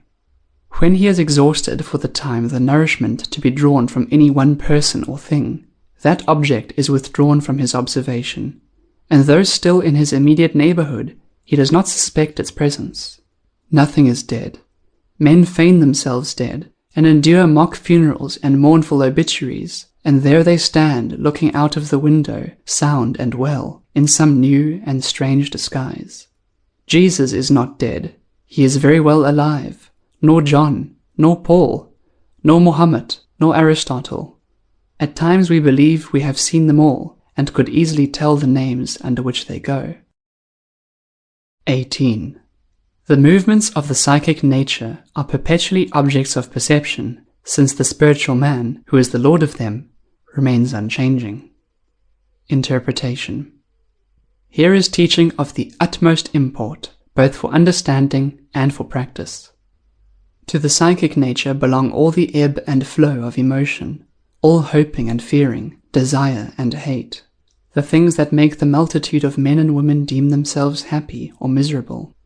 To it also belong the measuring and comparing, the doubt and questioning, which, for the same multitude, make up mental life, so that there results the emotion-soaked personality, with its dark and narrow view of life, the shivering, terror-driven personality that is life itself for all but all of mankind. Yet the personality is not the true man, not the living soul at all, but only a spectacle which the true man observes. Let us understand this, therefore, and draw ourselves up inwardly to the height of the spiritual man, who, standing in the quiet light of the eternal, looks down serene upon this turmoil of the outer life. One first masters the personality, the mind, by thus looking down on it from above, from within, by steadily watching its ebb and flow, as objective, outward, and therefore not the real self. This standing back is the first step, detachment. The second, to maintain the vantage ground thus gained, is recollection. 19. The mind is not self-luminous, since it can be seen as an object. Interpretation. This is a further step toward overthrowing the tyranny of the mind, the psychic nature of emotion and mental measuring. This psychic self, the personality, claims to be absolute, asserting that life is for it and through it. It seeks to impose on the whole being of man its narrow, materialistic, faithless view of life and the universe. It would clip the wings of the soaring soul. But the soul dethrones the tyrant by perceiving and steadily affirming that the psychic self is no true self at all, not self-luminous, but only an object of observation watched by the serene eyes of the spiritual man. 20. Nor could the mind at the same time know itself and things external to it. Interpretation. The truth is that the mind knows neither external things nor itself. Its measuring and analyzing, its hoping and fearing, hating and desiring, never give it a true measure of life, nor any sense of real values. Ceaselessly active, it never really attains to knowledge, or, if we admit its knowledge, it ever falls short of wisdom, which comes only through intuition, the vision of the spiritual man. Life cannot be known by the mind. Its secrets cannot be learned through the mind. The proof is the ceaseless strife and contradiction of opinion among those who trust in the mind. Much less can the mind know itself, the more so because it is pervaded by the illusion that it truly knows, truly is. True knowledge of the mind comes, first, when the spiritual man, arising, stands detached, regarding the mind from above with quiet eyes, and seeing it for the tangled web of psychic forces that it truly is. But the truth is divined long before it is clearly seen, and then begins the long battle of the mind against the real, the mind fighting doggedly, craftily for its supremacy. 21. If the mind be thought of as seen by another more inward mind, then there would be an endless series of perceiving minds, and a confusion of memories. Interpretation. One of the expedients by which the mind seeks to deny and thwart the soul, when it feels that it is beginning to be circumvented and seen through, is to assert that this seeing is the work of a part of itself, one part observing the other, and thus leaving no need nor place for the spiritual man. To this strategy, the argument is opposed by our philosopher, that this would be no true solution, but only a postponement of the solution. For we should have to find yet another part of the mind to view the first observing part, and then another to observe this, and so on, endlessly. The true solution is that the spiritual man looks down upon the psychic nature and observes it. When he views the psychic pictures gallery, this is memory, which would be a hopeless, inextricable confusion if we thought of one part of the mind with its memories, viewing another part with memories of its own. The solution of the mystery lies not in the mind, but beyond it, in the luminous life of the risen Lord, the spiritual man. 22. When the psychical nature takes on the form of the spiritual intelligence, by reflecting it, then the self becomes conscious of its own spiritual intelligence. Interpretation. We are considering a stage of spiritual life at which the psychical nature has been cleansed and purified. Formerly, it reflected in its plastic substance the images of the earthy. Purified now, it reflects the image of the heavenly, giving the spiritual intelligence a visible form. The self, beholding that visible form, in which its spiritual intelligence has, as it were, taken palpable shape, thereby reaches self-recognition, self-comprehension. The self sees itself in this mirror, and becomes not only conscious, but self-conscious. This is, from one point of view, the purpose of the whole evolutionary process. 23. The psychic nature, taking on the color of the seer and of things seen, leads to the perception of all objects. Interpretation. In the unregenerate man, the psychic nature is saturated with images of material things, of things seen, or heard, or tasted, or felt. And this web of dynamic images forms the ordinary material and driving power of life. The sensation of sweet things tasted clamors to be renewed, and drives the man into effort to obtain its renewal. So he adds image to image, each dynamic and importunate, piling up sin's intolerable burden. Then comes regeneration, and the washing away of sin through the fiery creative power of the soul, which burns out the stains of the psychic vesture, purifying it as gold is refined in the furnace. The suffering of regeneration springs from this indispensable purifying. Then the psychic vesture begins to take on the color of the soul, no longer stained, but suffused with golden light, and the man regenerate gleams with the radiance of eternity. Thus the spiritual man puts on fair raiment, for of this cleansing it is said, "Though your sins be as scarlet, they shall be white as snow. Though they be crimson, they shall be as wool." 24. The psychic nature, which has been printed with mind images of innumerable material things, exists now for the spiritual man, building for him. Interpretation. The mind, once the tyrant, is now the slave, recognized as outward, separate, not self, a well-trained instrument of the spiritual man.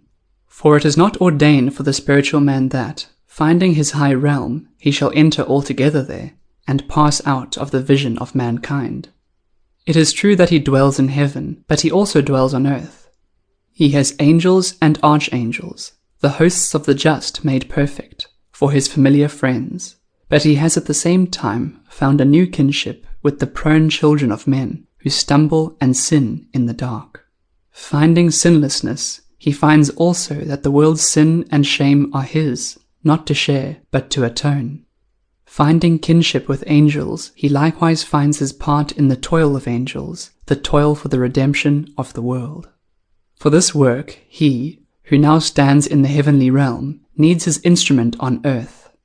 And this instrument he finds, ready to his hand, and fitted and perfected by the very struggles he has waged against it, in the personality, the mind, of the personal man.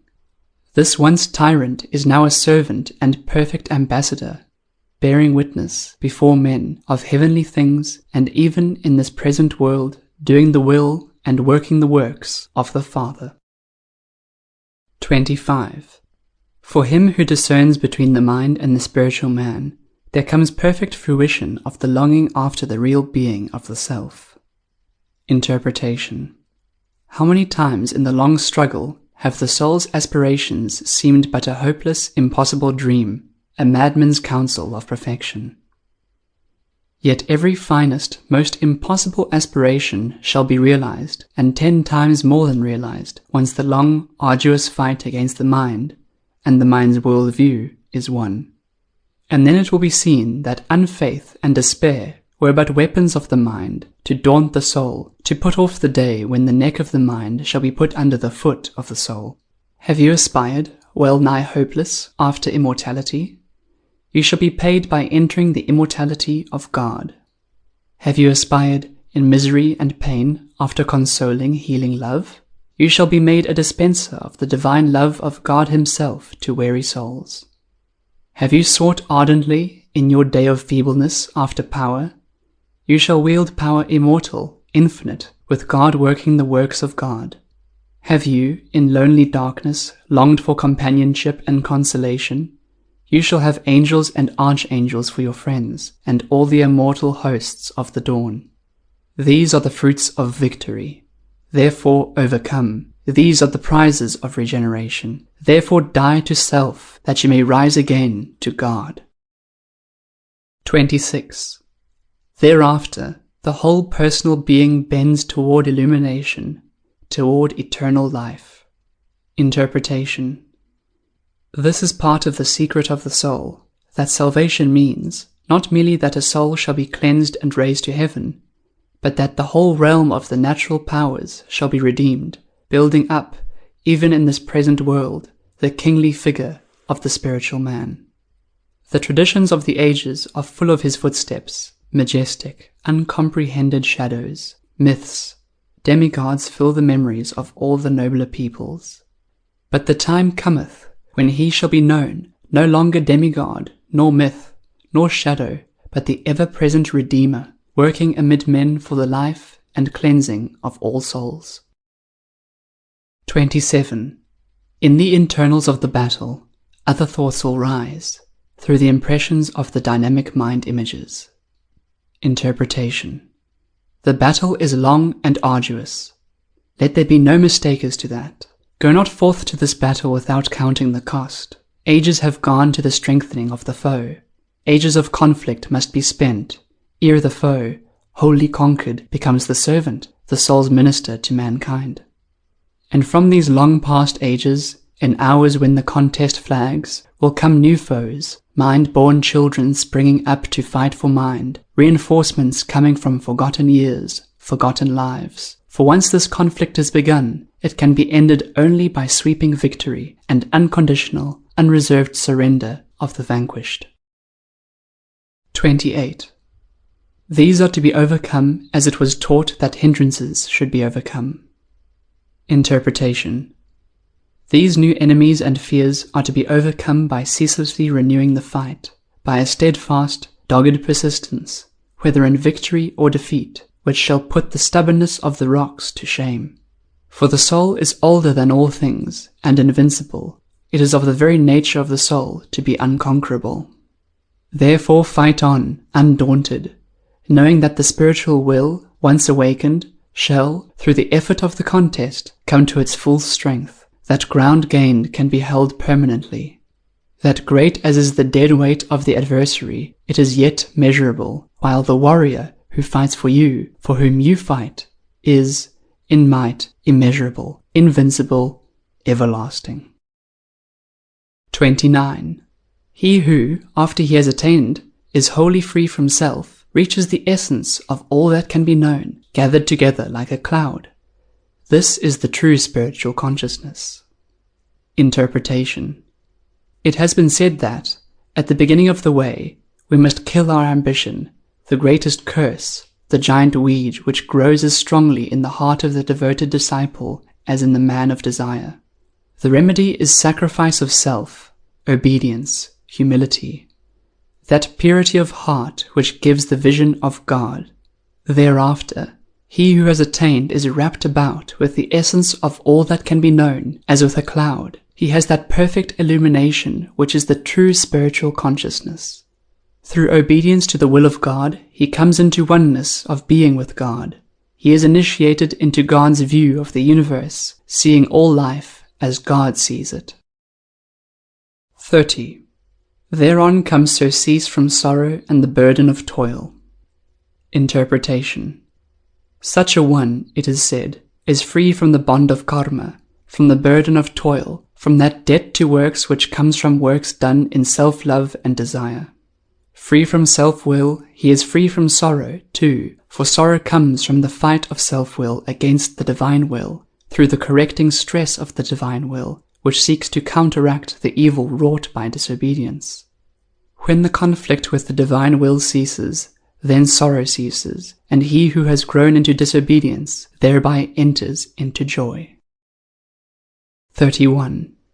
When all veils are rent, all stains washed away, his knowledge becomes infinite, little remains for him to know. Interpretation. The first veil is the delusion that the soul is in some permanent way separate from the great soul, the divine eternal. When that veil is rent, thou shalt discern thy oneness with everlasting life.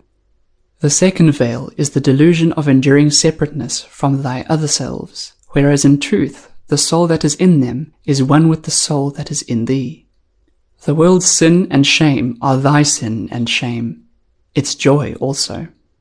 These veils rent, thou shalt enter into knowledge of divine things and human things. Little will remain unknown to thee. 32. Thereafter comes the completion of the series of transformations of the three nature potencies, since their purpose is attained. Interpretation. It is a part of the beauty and wisdom of the great Indian teachings, the Vedanta and the Yoga alike, to hold that all life exists for the purpose of soul, for the making of the spiritual man. They teach that all nature is an orderly process of evolution, leading up to this, designed for this end, existing only for this, to bring forth and perfect the spiritual man. He is the crown of evolution. At his coming, the goal of all development is attained. 33. The series of transformations is divided into moments. When the series is completed, time gives place to duration.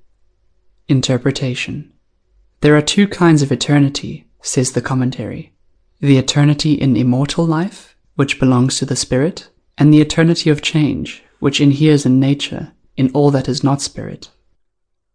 While we are content to live in and for nature, in the circle of necessity, samsara, we doom ourselves to perpetual change.